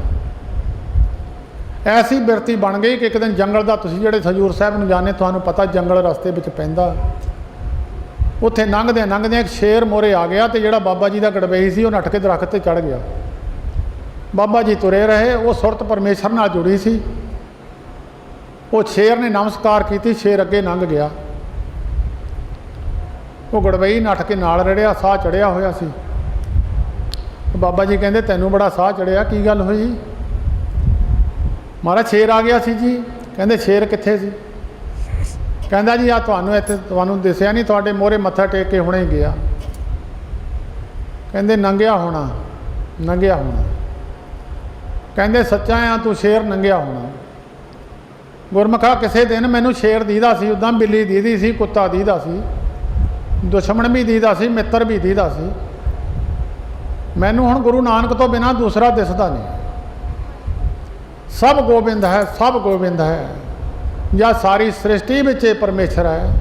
ਜੇ ਸੱਪ ਡੰਗ ਮਾਰੂਗਾ ਪਰਮੇਸ਼ਰ ਹੀ ਮਾਰੂਗਾ, ਸੱਪ ਵਿੱਚ ਵੀ ਤਾਂ ਪਰਮੇਸ਼ਰ ਹੈ। ਜੇ ਸ਼ੇਰ ਖਾਊਗਾ ਤਾਂ ਵੀ ਪਰਮੇਸ਼ਰ ਹੈ। ਉਹ ਵੀ ਕਹਿੰਦੇ ਉਹਨੂੰ ਫਿਰ ਵਿਸ਼ਵਾਸ ਹੋ ਗਿਆ, ਜੇ ਸ਼ੇਰ ਨੇ ਮੈਨੂੰ ਖਾਣਾ ਤਾਂ ਪਰਮੇਸ਼ਰ ਹੈ। ਜਾਂ ਪ੍ਰਭੂ ਦਾ ਸਰੂਪ ਸਾਰਿਆਂ ਨੂੰ ਮੰਨ ਲਿਆ, ਫਿਰ ਪ੍ਰਭੂ ਹੀ ਹੈ, ਚਾਰ ਚਪੇਰੇ ਪਰਮੇਸ਼ਰ ਹੈ, ਉਹਨੂੰ ਕੋਈ ਮਾਰਨ ਵਾਲਾ ਦੂਸਰਾ ਨਹੀਂ ਹੈ। ਇਸ ਅਵਸਥਾ 'ਤੇ ਪਹੁੰਚਣਾ, ਹੌਲੀ ਹੌਲੀ ਤਰੱਕੀ ਕਰਦਿਆਂ ਕਰਦਿਆਂ ਮਨੁੱਖ ਮਿਹਨਤ ਕਰਿਆ ਕਰੋ, ਮਿਹਨਤ ਕਰਿਆ ਕਰੋ। ਕਈ ਮਹਾਤਮਾ ਖੜ੍ਹੇ ਹੋ ਕੇ, ਕਈ ਮਹਾਤਮਾ ਭੋਰਿਆਂ ਵਿੱਚ, ਕਈ ਧੁੱਪੇ ਘੁੰਮ ਕੇ, ਆਪਣੇ ਸਰੀਰ ਨੂੰ ਔਖੇ ਕਰਕੇ, ਜਿੱਦਾਂ ਵਿਦਿਆਰਥੀ ਕਲਾਸਾਂ ਪਾਸ ਕਰਦੇ ਆ, ਮਿਹਨਤ ਕਰਦੇ ਆ, ਜਾ ਕੇ ਬਾਹਰ ਇਕਾਂਤ ਵਿੱਚ ਪੜ੍ਹਦੇ ਆ। ਇਸੇ ਤਰ੍ਹਾਂ ਜਿਹੜੇ ਮਹਾਂਪੁਰਖ ਹੈ ਉਹ ਵੀ ਮਿਹਨਤ ਕਰਦੇ ਆ, ਸੰਸਾਰ ਦੇ ਕੰਮ ਕਾਜ ਕਰਦੇ ਆ, ਪ੍ਰਭੂ ਨੂੰ ਚੇਤੇ ਰੱਖਦੇ ਆ। ਅਤੇ ਪ੍ਰਭੂ ਨੂੰ ਚੇਤੇ ਰੱਖਦੇ ਆ ਜੇ ਸੰਸਾਰ ਦੀਆਂ ਡਿਊਟੀਆਂ ਸਾਰੀਆਂ ਨਿਭਾ ਜਾਈਏ ਤਾਂ ਮਹਾਂਪੁਰਸ਼ ਕਹਿੰਦੇ ਵੀ ਤੁਸੀਂ ਨਿਤਨੇਮ ਕਰਿਆ ਕਰੋ, ਆਪਣੀ ਡਿਊਟੀ ਨਿਭਾ ਲਓ, ਹੱਕ ਦੀ ਕਮਾਈ ਕਰੋ। ਗ੍ਰਸਤੀ ਤਾਂ ਸੌਖਾ ਤਰ ਜਾਂਦਾ। ਗ੍ਰਸਤੀ ਆਪਣੀ ਡਿਊਟੀ ਕਰਦਾ, ਆਪਣੀ ਹੱਕ ਦੀ ਕਮਾਈ ਖਾਂਦਾ, ਗੁਰੂ ਘਰ ਸੇਵਾ ਵੀ ਕਰਦਾ, ਅਤੇ ਆਪਣੇ ਬੱਚੇ ਵੀ ਜਿਹੜੀ ਉਹਦੀ ਫਰਜ਼ ਹੈ ਉਹ ਵੀ ਅਦਾ ਕਰਦਾ, ਵਿੱਚੋਂ ਆਪਣੀ ਕਮਾਈ 'ਚੋਂ ਲਿਆ ਕੇ ਗੁਰੂ ਘਰ ਵੀ ਸੇਵਾ ਕਰਦਾ। ਕਹਿੰਦੇ ਗ੍ਰਸਤੀ ਸਾਧੂ ਦੇ ਪੁੰਨ ਲੈ ਜਾਂਦਾ, ਗ੍ਰਸਤੀ ਪੁੰਨ ਦਿੰਦਾ ਨਹੀਂ ਕਿਸੇ ਨੂੰ। ਕਹਿੰਦੇ ਗ੍ਰਸਤੀ ਸੌਖਾ ਤਰ ਜਾਂਦਾ। ਜਿਹੜਾ ਸਾਧੂ ਹੈ ਉਹਨੂੰ ਗ੍ਰਸਤੀਆਂ ਦੀ ਕਮਾਈ ਖਾਣੀ ਆ, ਉਹਦਾ ਪੁੰਨ ਕਹਿੰਦੇ ਗ੍ਰਸਤੀ ਲੈ ਜਾਂਦੇ ਆ। ਬਾਬਾ ਹੀਰਾ ਸਿੰਘ ਜੀ ਬਿਹਾਲੇ ਵਾਲੇ ਬਚਨ ਕਰਿਆ ਕਰਦੇ ਸਨ। ਕਹਿੰਦੇ ਭਾਈ ਕਈ ਵਾਰੀ ਸਾਡੇ ਬਜ਼ੁਰਗਾਂ ਨੇ ਜਾਣਾ, ਕਹਿਣਾ ਮਹਾਰਾਜ ਤੁਸੀਂ ਤਾਂ ਕਮਾਈ ਦਿਨ ਰਾਤ ਕਰਦੇ ਆ, ਸਾਡਾ ਕੀ ਹਾਲ ਹੋਊ? ਕਹਿਣ ਲੱਗੇ ਜਮਾਦਾਰਾ ਸਾਡੀ ਅੱਧੀ ਕਮਾਈ ਤਾਂ ਸੇਵਾ ਕਰਨ ਵਾਲੇ ਲੈ ਜਾਂਦੇ ਆ। ਕਹਿੰਦੇ ਕੋਈ ਕੁਛ ਲੈ ਕੇ ਆਉਂਦਾ, ਕੋਈ ਕੁਛ ਲੈ ਕੇ ਆਉਂਦਾ, ਕੋਈ ਸਾਨੂੰ ਦੱਬਦਾ, ਕੋਈ ਕੁੱਟਦਾ, ਕੋਈ ਕੱਪੜੇ ਲੈ ਕੇ ਆਉਂਦਾ। ਕਹਿੰਦੇ ਅੱਧੀ ਕੁ ਕਮਾਈ ਤਾਂ ਸਾਡੀ ਇੱਦਾਂ ਹੀ ਚਲੇ ਜਾਂਦੀ ਆ, ਬਾਕੀ ਅੱਧੀ ਪਚੱਧੀ ਸਾਡੀ ਬਚਦੀ ਆ। ਜਿਨ੍ਹਾਂ ਨੇ ਸੇਵਾ ਕਰਨੀ ਉਹ ਵੀ ਤਾਂ ਲੈ ਕੇ ਜਾਂਦੇ ਆ। ਤੁਸੀਂ ਗਾਂ ਦੀ ਸੇਵਾ ਕਰੋ, ਗਾਂ ਦੁੱਧ ਦੇ ਦਿੰਦੀ ਆ। ਕੁੱਤੇ ਦੀ ਸੇਵਾ ਕਰੋ, ਕੁੱਤਾ ਤੁਹਾਡੀ ਰਾਖੀ ਕਰ ਦਿੰਦਾ। ਫਸਲ ਦੀ ਸੇਵਾ ਕਰੋ, ਫਸਲ ਤੁਹਾਨੂੰ ਆਮਦਨ ਦੇ ਦਿੰਦੀ ਆ। ਜਿਹਦੀ ਸੇਵਾ ਕਰੋਗੇ ਕੁਛ ਨਾ ਕੁਛ ਮਿਲ ਜੂਗਾ। ਕਹਿਣ ਲੱਗੇ ਗ੍ਰਸਤੀ ਸੌਖਾ ਤਰ ਜਾਂਦਾ, ਆਪਣੀ ਮਿਹਨਤ ਕਰਿਆ ਕਰੋ, ਨਿਤਨੇਮ ਕਰਿਆ ਕਰੋ। ਜਿੱਦਾਂ ਗਾਂ ਨੂੰ ਪੱਠੇ ਪਾ ਕੇ ਦੁੱਧ ਚੋ ਲਈਏ, ਗ੍ਰਸਤੀ ਇਸੇ ਤਰ੍ਹਾਂ ਪਾਈ ਪੁੰਨ ਵਾਲੇ ਗੁਰਮੁਖਾਂ ਦੇ ਪੁੰਨ ਲੈ ਜਾਂਦਾ ਸੇਵਾ ਕਰਕੇ। ਇਸ ਕਰਕੇ ਸਾਰੇ ਤੁਸੀਂ ਬਹੁਤ ਲੋਕ ਡਰਦੇ ਰਹੇ ਲੋਕਡਾਊਨ ਤੋਂ। ਗੁਰਮੁਖੋ ਝੱਖੜ ਚਾਂਗੀ ਮੀਂਹ ਵਰਸੇ ਪੀ ਗੁਰ ਦੇਖਣ ਜਾਈ।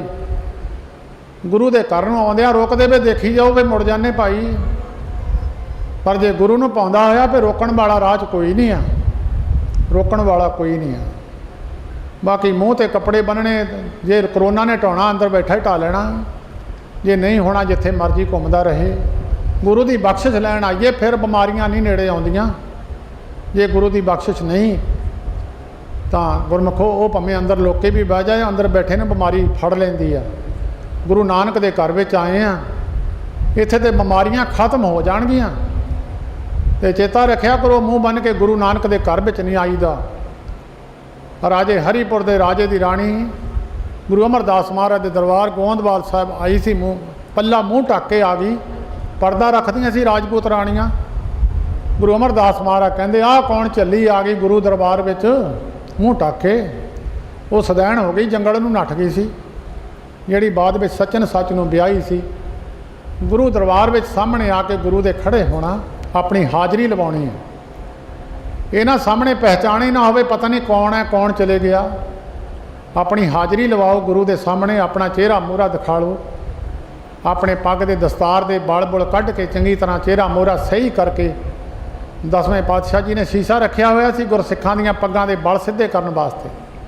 ਕਹਿਣਾ ਭਾਈ ਗੁਰੂ ਦਰਬਾਰ ਵਿੱਚ ਐਨ ਚੰਗੀ ਤਰ੍ਹਾਂ ਕੱਪੜੇ ਪਹਿਨ ਕੇ ਸਹੀ ਸਾਬਤ ਵਧੀਆ ਹੋ ਕੇ ਸਾਹਮਣੇ ਗੁਰੂ ਦੇ ਆਉਣਾ, ਮੱਥਾ ਟੇਕਣਾ। ਗੁਰੂ ਦੇਖੇ ਆਪਣੇ ਗੁਰਸਿੱਖਾਂ ਨੂੰ, ਇਹ ਨਹੀਂ ਵੀ ਮੇਰੇ ਗੁਰਸਿੱਖਾਂ ਦੇ ਕੱਪੜੇ ਮੈਲੇ ਆ, ਮੇਰੇ ਗੁਰਸਿੱਖਾਂ ਦੀ ਹਾਲਤ ਆ। ਕਹਿੰਦੇ ਜੇ ਗੁਰਸਿੱਖ ਜਹਾਜ਼ ਵਿੱਚ ਆਵੇ ਗੁਰੂ ਖੁਸ਼ ਹੁੰਦਾ, ਸਿੱਖ ਵਧੀਆ ਗੱਡੀ ਵਿੱਚ ਆਵੇ ਗੁਰੂ ਖੁਸ਼ ਹੁੰਦਾ। ਕਿਸੇ ਦਾ ਮੁੰਡਾ ਵਧੀਆ ਕੋਠੀ ਵਿੱਚ ਬੈਠਾ ਹੋਵੇ, ਕਿਸੇ ਦਾ ਮੁੰਡਾ ਵਧੀਆ ਕਾਰ ਵਿੱਚ ਹੋਵੇ, ਕਿਸੇ ਦਾ ਮੁੰਡਾ ਵਧੀਆ ਗਹਿਣੇ ਪਾ ਕੇ ਘੁੰਮੇ, ਪਿਤਾ ਨਾਰਾਜ਼ ਨਹੀਂ ਹੁੰਦਾ, ਪਿਤਾ ਖੁਸ਼ ਹੁੰਦਾ ਮੇਰੇ ਮੁੰਡੇ ਨੂੰ ਸੁੱਖ ਮਿਲੇ।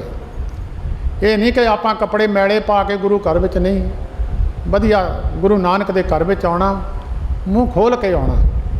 ਬਿਮਾਰੀ ਗੁਰੂ ਨਾਨਕ ਦੇ ਘਰ ਵਿੱਚ ਨਹੀਂ ਖੜਦੀ। ਇਹ ਮਰੇ ਲੋਕ ਉਹੀ ਆ ਜਿਹੜੇ ਰੱਬ ਨੂੰ ਭੁੱਲੇ ਹੋਏ ਸੀ, ਜਾਂ ਮਾਸ ਸ਼ਰਾਬ ਜਾਂ ਹੋਰ ਸਿਗਰਟਾਂ ਵਗੈਰਾ ਪੀਂਦੇ ਸੀ। ਸਾਰੇ ਅਮਰੀਕਾ ਵਿੱਚ ਸਿਗਰਟਾਂ ਪੀਣ ਵਾਲੇ ਮਰੇ ਆ। ਜਿਹੜੇ ਰੱਬ ਤੋਂ ਭੁੱਲੇ ਹੋਏ ਆ ਉਹਨਾਂ ਨੂੰ ਬਿਮਾਰੀ ਪਈ ਆ, ਜਿਹੜੇ ਰੱਬ ਨੂੰ ਚੇਤੇ ਕਰਦੇ ਉਹਨਾਂ ਨੂੰ ਬਿਮਾਰੀ ਨਹੀਂ। ਗੁਰਮੁਖਾਂ ਦੇ ਦਰਸ਼ਨ ਕਰਕੇ ਬਿਮਾਰੀਆਂ ਖਤਮ ਹੋ ਜਾਂਦੀਆਂ।